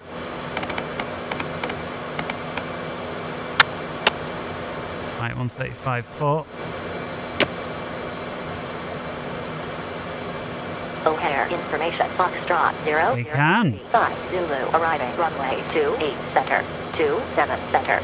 27 right. 28. Runway 28 right. 22 left. Weather. Wind 200. That serves us. Knots. Visibility more than 10 miles. Sky clear. Temperature 8. Dew point 0. Altimeter 2985. Advise on initial contact to have information. Foxtrot. I just realised I didn't go standard when we crossed up, but at least we got it right now. Actually, it makes no difference, does it, when you're weaving between 55 and 60,000 feet, but 27 center. 27 right. But certainly an oversight. 28 right. 22 left. Weather. Oh, you never used to be able to reset this. Let's just see if they fixed that. Visibility more than 10 miles. Sky clear. Yay! Very nice. 0. Altimeter 2985. Advise on initial contact to have information. Foxtrot. Now, have we been flying for 47 minutes? Nah, surely not. We've been streaming for 148. Granted, that include all the bumfoot front, but still. 28 center. 27 center. 27. Alright, so 27 and 28 center. We're a little bit past that point. We should have started the turn, but better late than never.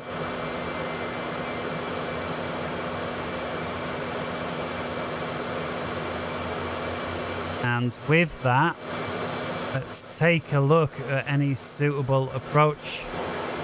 2728.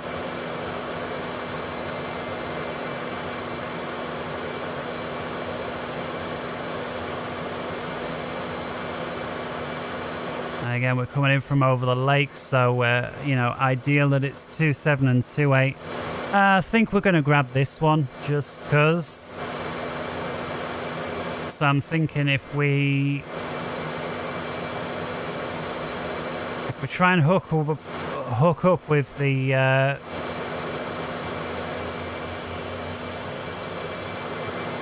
VOR at O'Hare, it's going to give us some sort of reference points that we can then use to get into line. I'm not sure actually if it has.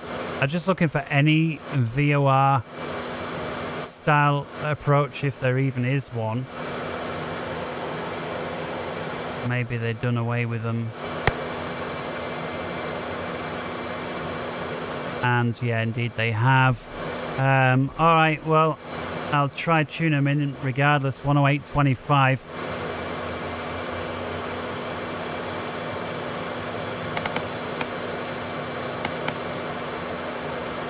And we have got them there. Okay, so we're 45 miles from O'Hare. Direction actually would seem to be slightly to our south. So I'm thinking we went ways too far north after this procedure. We're 40 miles away from that beacon where we were. I guess here, I guess we were to expect radar vectors after 28. So about 12, 15 miles ago. But clearly this indicator's pointing towards the south. Surely we're not here. This indicator's pointing us basically south. Surely not.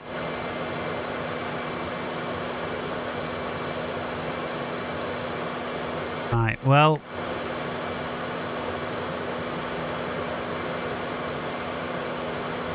Let's see if we can do anything here. What about 13.0?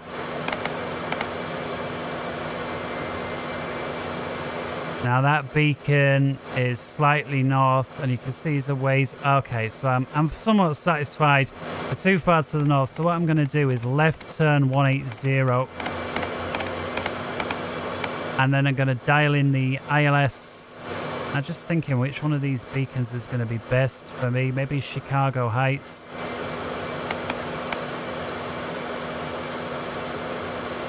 And then if I get there, I've gone too far. In fact, I'll put that on your side. And my side, I'm going to hit up the ILS, which is on 1190.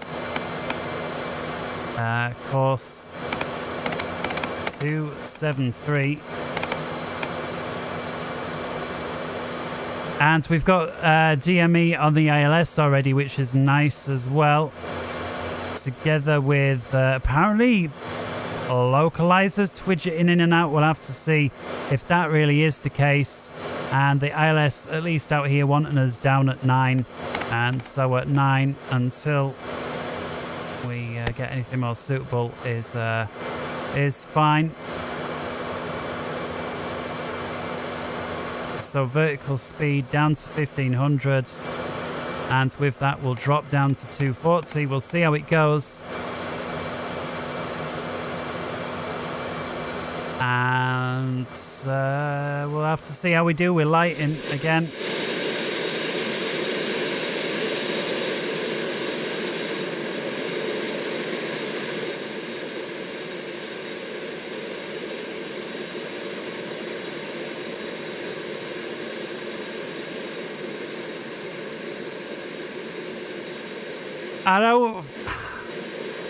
I just don't feel that this is a brilliant model of the Concorde. I mean, don't get me wrong, the Concorde really was something else. But this model here is looking, as far as I can tell, exactly the same as the XPlane 11 version. And it's just looking a little dated now. I mean, things have moved forwards and on a bit. I mean, Yeah, we've got some reflections on the wings and stuff. I was noticing though, when you zoom in, I mean, that's very, very low res texture. And granted, I realize I'm mixing my words, texture and model, but I think you can see the same going for the model. It just feels like it needs sprucing up a bit. Alright, is this the ILS we've just shot through? And it's hard to tell. See if we can actually get 108.25 on your side, which is pick up O'Hare itself. Well, for some reason, it just don't like giving me a visual. I'm going to knock the nose cone down a tad. Why, that's noisy.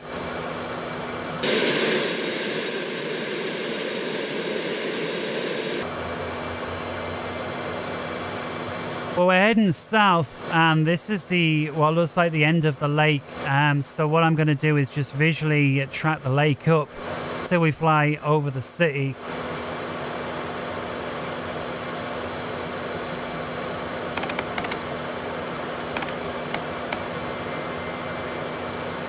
I'm sure there's several people that don't mind the tour.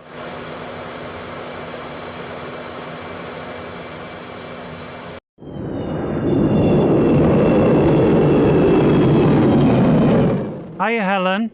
Sorry.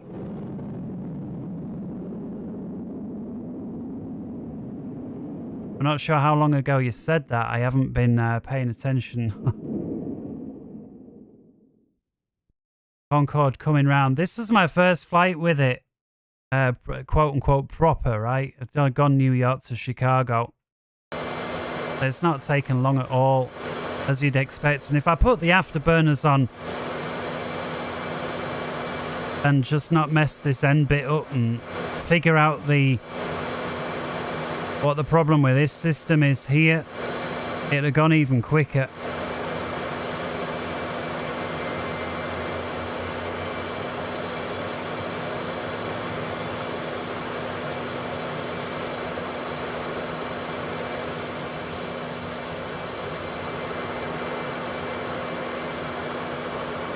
I remember when I was young, Chicago, when flight sim went from just being a little square grid to a triangle, Chicago was where it all started after that.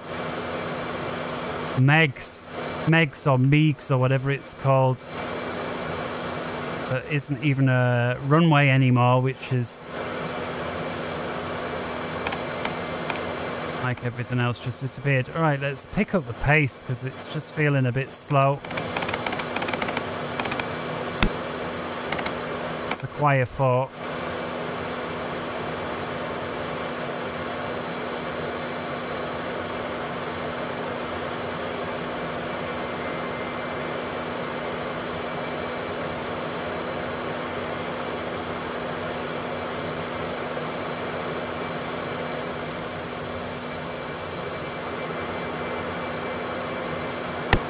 Overspeed warning. Throttle back or climb.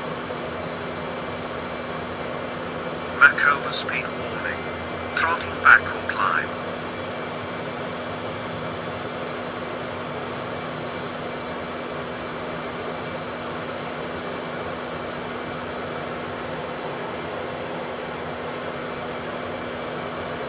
Yeah, we'll give it 10 knots and then hopefully... Bear in mind, we are at 9,000 feet. And looks like, again, still we want to be further to the right.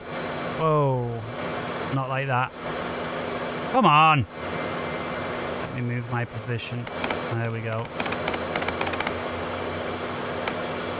Right, a bit of a disaster there at the end, but for some reason, Chicago O'Hare VOR not giving us tracking information. We just got DME. That's making it very difficult. And in fact, because we're coming in at the coastline, we're going to come in around here, so around Mr. Riff, let's call it. Mr. Riff wants us down at 5, and I'll hit that a million more times before the end, I'm sure. So 5,000 out acquire, and yeah, vertical speed is on. Down you go. And finally now Chicago, what I think here, yeah, coming into view. I realise we're going over, you know, we're going far too fast here. Let's reduce it down now to 2. I'm not sure what their approach speed would be. Let's shoot 250 for now. And we'll acquire. Or if they did let them come down at 300 or more knots, I don't know. Obviously, on the very end stages, you're slowing down to...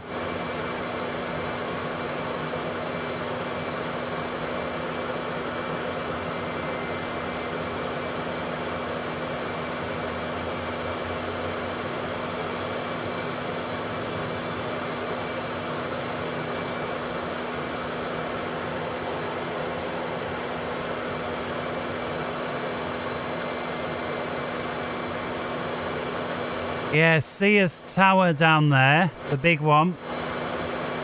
Yeah, so this here used to be, there used to be a runway on there. And that was where it all started after just the really crappy square. That's where Flight Sim was, and there was this little domed tower at the end. I'm not sure if that was some sort of radar control or something else, but there was like a little round building with a dome on. And this water thing here never used to exist, so they've probably turned that into some sort of harbour or something now. Of course, the buildings were all there, and I reckon that's how I knew Sears Tower as a kid. It was just the biggest one, and there was this one here that was almost as big, and there was 2 or 3 weird shapes in there, buildings, like one with like a sideways on sort of triangle. I'm sure with enough time I could find it. But for now,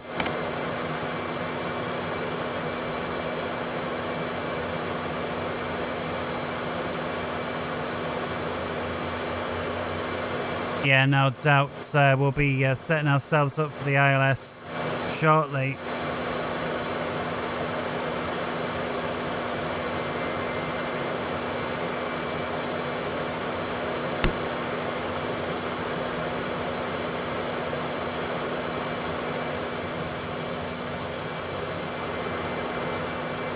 And yeah, crossing through the ILS right about now. So what I'm going to do is literally wait about 30 seconds, then do a 270 corkscrew to the right hand side. We're here at 5. Why are we still descending?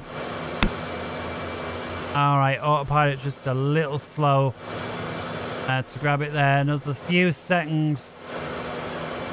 And just a quick glance. Yeah, so Mr. Reef here, again, get rid of that because we're cheating there. Yeah, so Mr. Reef here is at 5, and then Jumbo here at coastline at 4. Alright, let's begin the turn.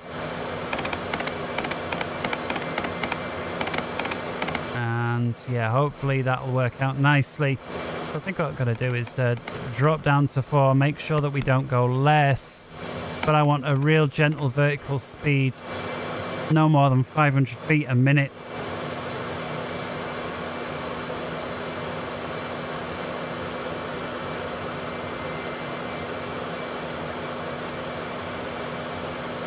Spent more time winding and worming my way down to try and find this ILS than it took us to get from New York to the lake. Certainly feels like that.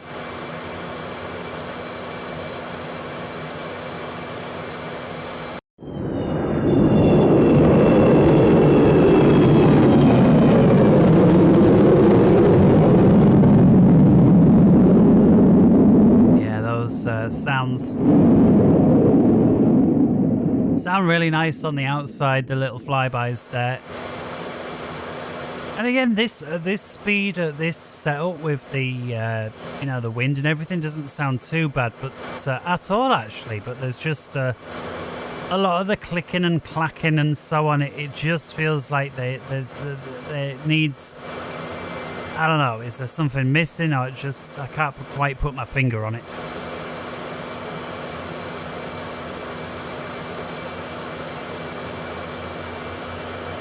Keep the turn going.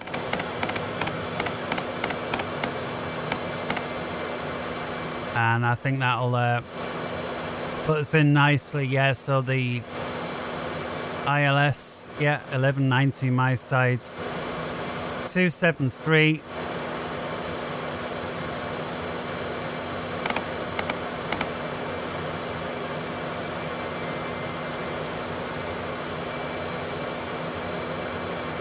And hopefully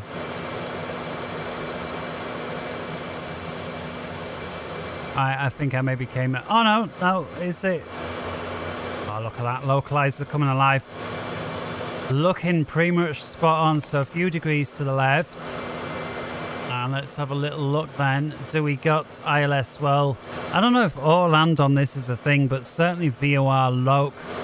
Let's all land. I remember, I don't know, let's go VOR loc. 273 on the heading. I can't remember if flashing meant, I think it means it's basically some sort of error. In other words, it's not implemented, I think. We got VOR DME. We're down to 5,000, which I think Jumbo was it 5? No, it's down to 4 when we get to the coastline. So we need to start descending. Vertical speed. It could also be that we've already grabbed the ILS. I'm not sure. It just feels that we're going very slow if we have. Although we are below profile. But that said, I just wonder who's controlling me vertically. Because look, my pitch info is way off. My vertical speed control is way off, but the autopilot's got it, and we're in a what appears to be 200 or 300 foot a minute descent. Now here is glide slope. We're about to capture it.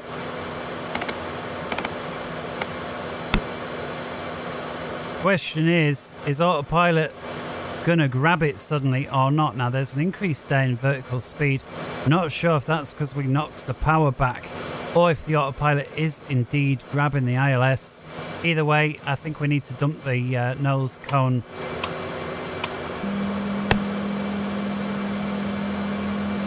And so far, looking so good. Double click the things there to get the appropriate speed. And yeah, showing slightly above. So let's reduce speed even more, see if it fixes things. Quiet.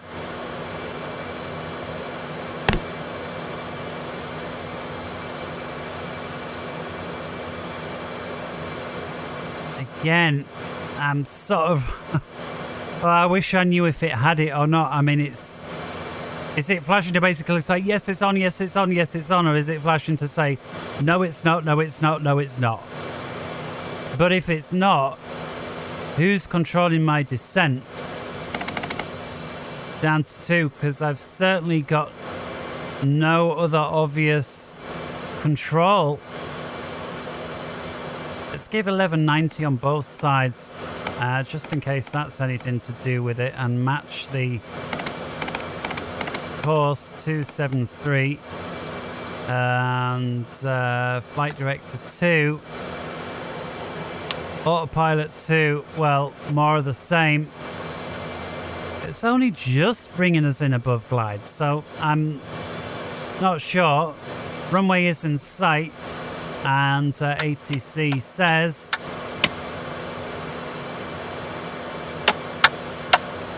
British Airways 001, clear to land. Signs, put your fag out, please. Fag is smoking. I don't know if anybody else anywhere in the world calls, slang for cigarette is a fag. I know it's also got other connotations, but yeah, smoking a cigarette. All right, coming in, and I certainly need to raise myself off my seat for this. I'm going to disconnect everything now because I want to take it over. Autopilot off, flight director's your side. Autopilot, flight director's my side. Auto throttle's off. Raise the seat. Here we go. Fuel trim 2, landing. Whoa, and that weird. Right, I've got it. She's stable now. I say she's stable while the VS is flying all over the place. But she feels it.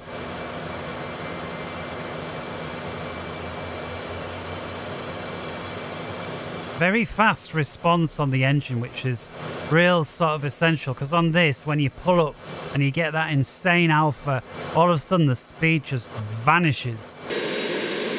Oh, I forgot to... All right, good excuse for a go around.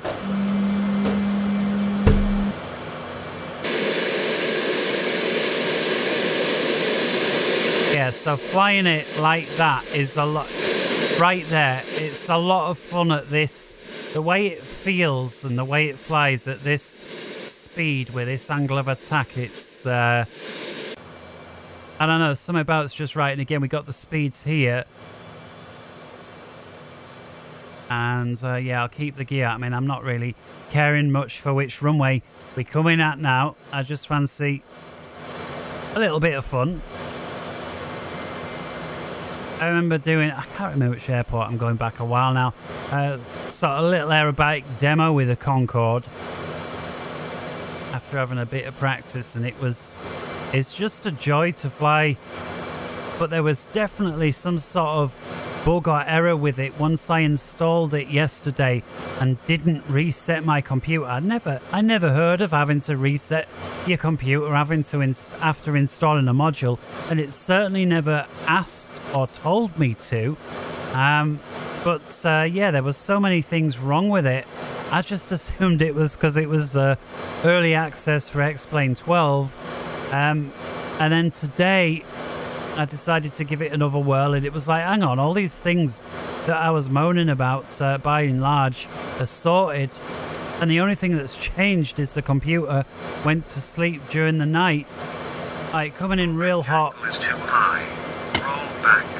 Reverser deployed. Now you can open the reversers on the air on this one, which is basically the same as an air brake. Now this here, that alpha, the speed is going to evaporate. 200. 100. Yeah. Positive climb. That was nearly a stall.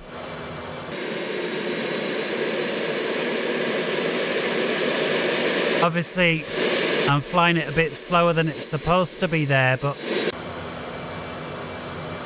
let's just see how slow we can fly it and actually see where we're going in the cockpit. I'm going to have to tilt my head down a bit so we can keep an eye on the speed info as well as what's happening vertically. So we're in the red, and so far we got a very slow rate of climb on the turn.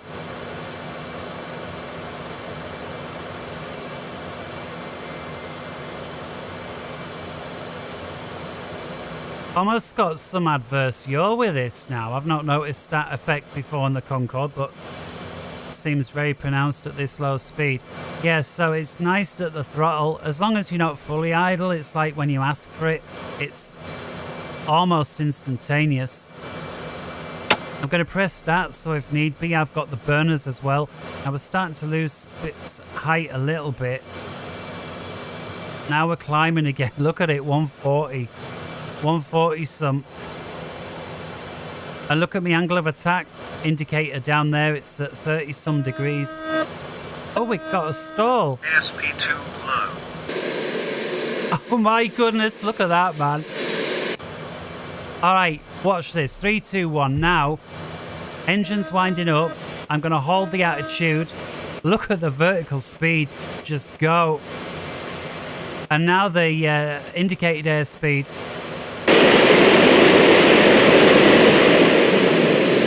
Yeah, those burners, man, it's basically like full power and then the same again, or very close to that. There'll be someone somewhere. Well, actually, it's 83%, and it depends on the temperature and the ambient air density. I mean, don't get me wrong, I like to put in a bit of a detail as well as and when I can, but sometimes there's no need for it. Sometimes double is double. And if we're rounding things off by 20% to make it an easy double, it's still an easy double. All right, this time we're coming in and it's going to be a full stop final and landing, and then that's going to be it. And picking a runway. We'll make a nice little turn to land if I can. So I'm going to try and see where I'm going. Try and keep an eye on the airspeed. And try and line up with the runway all in one. And again, without giving myself too much room, because it's kind of boring, right? 2 miles, I think, is all you need for a 90-degree turn onto final. And that 2 miles includes the turn and the final approach. We'll see if we can make it work. There's a runway here on the left. I'm going to pick it. Ring-a-ding there as I set my trim back even further.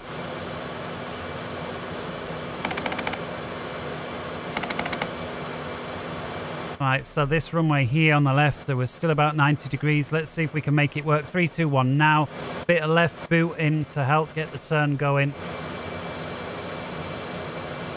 Speed's a little low, but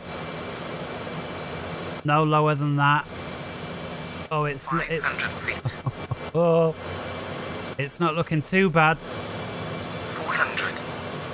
All right, we're going to need right boot to recover from this turn. 3, 2, 1 now.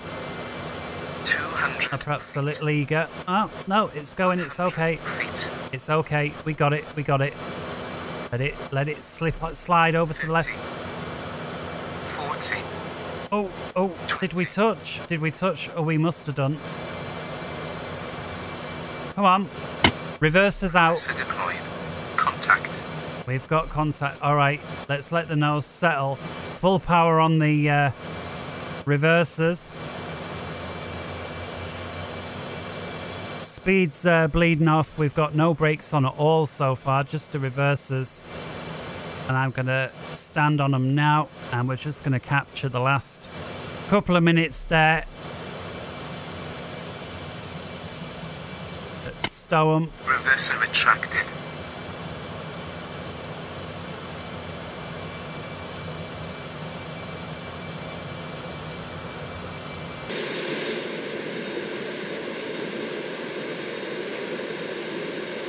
All right, full stop. Toggle replay. Back you go. And again, the reason I rewind it rather than just dragging this thing, sometimes it doesn't capture your, when you're using third party, as in more complicated add-ons, it doesn't capture your inputs always properly. So better safe than sorry, just rewind it.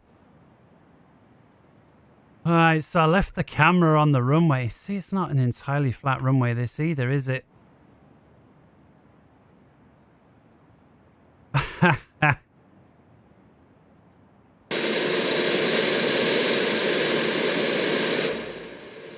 There's the turn on to final.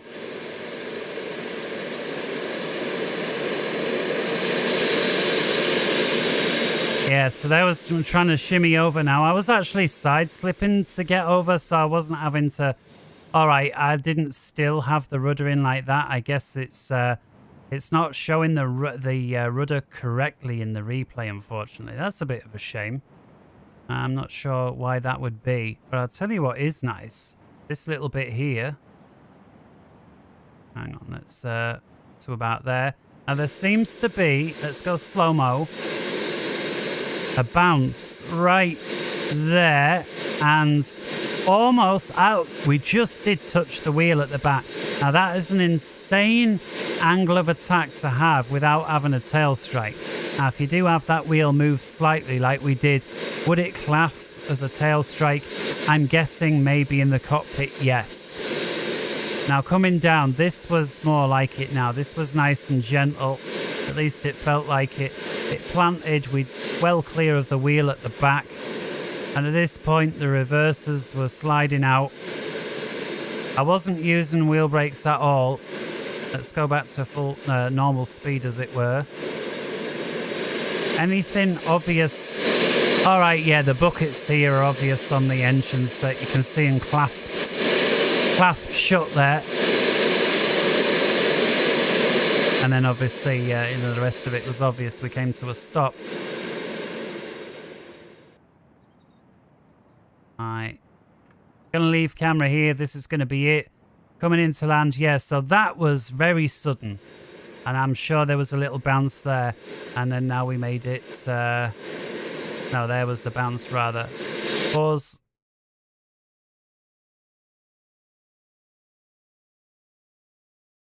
I guess what I could do is set the camera here, make up like that never happens, and then start from here. The problem is, it's clearly not recorded the rudder right. I mean, if that rudder was basically hard over, as we see there, at these speeds, it would be impossible to keep the wings level. We'd just roll over to the right. I really like that. Again, a lot of fun to fly slow. It's just, in terms of quality of the module, it's not. I hate to say it because I mean I love the idea of the Concorde. Obviously, being English, it's like or British. It's one of the few things that we can be really proud of, and of course, it's been and gone like almost everything good that our country did. But it's it would be nice to see somebody. I hope Colimata can continue working on it and just improve the overall. Dated feel of the module from a developer's point of view. I mean, we've seen some old aircraft recently added into XPlane that are really, really nice, nicely done. And the 74-2, I'll never stop raving about that, is a prime example of it. This is a prime example of what was really good 5 years ago. That's just feel needs a little bit more doing to it. All right, there's the plant. We see the suspension go down. That was nice. Bit of wheel smoke there.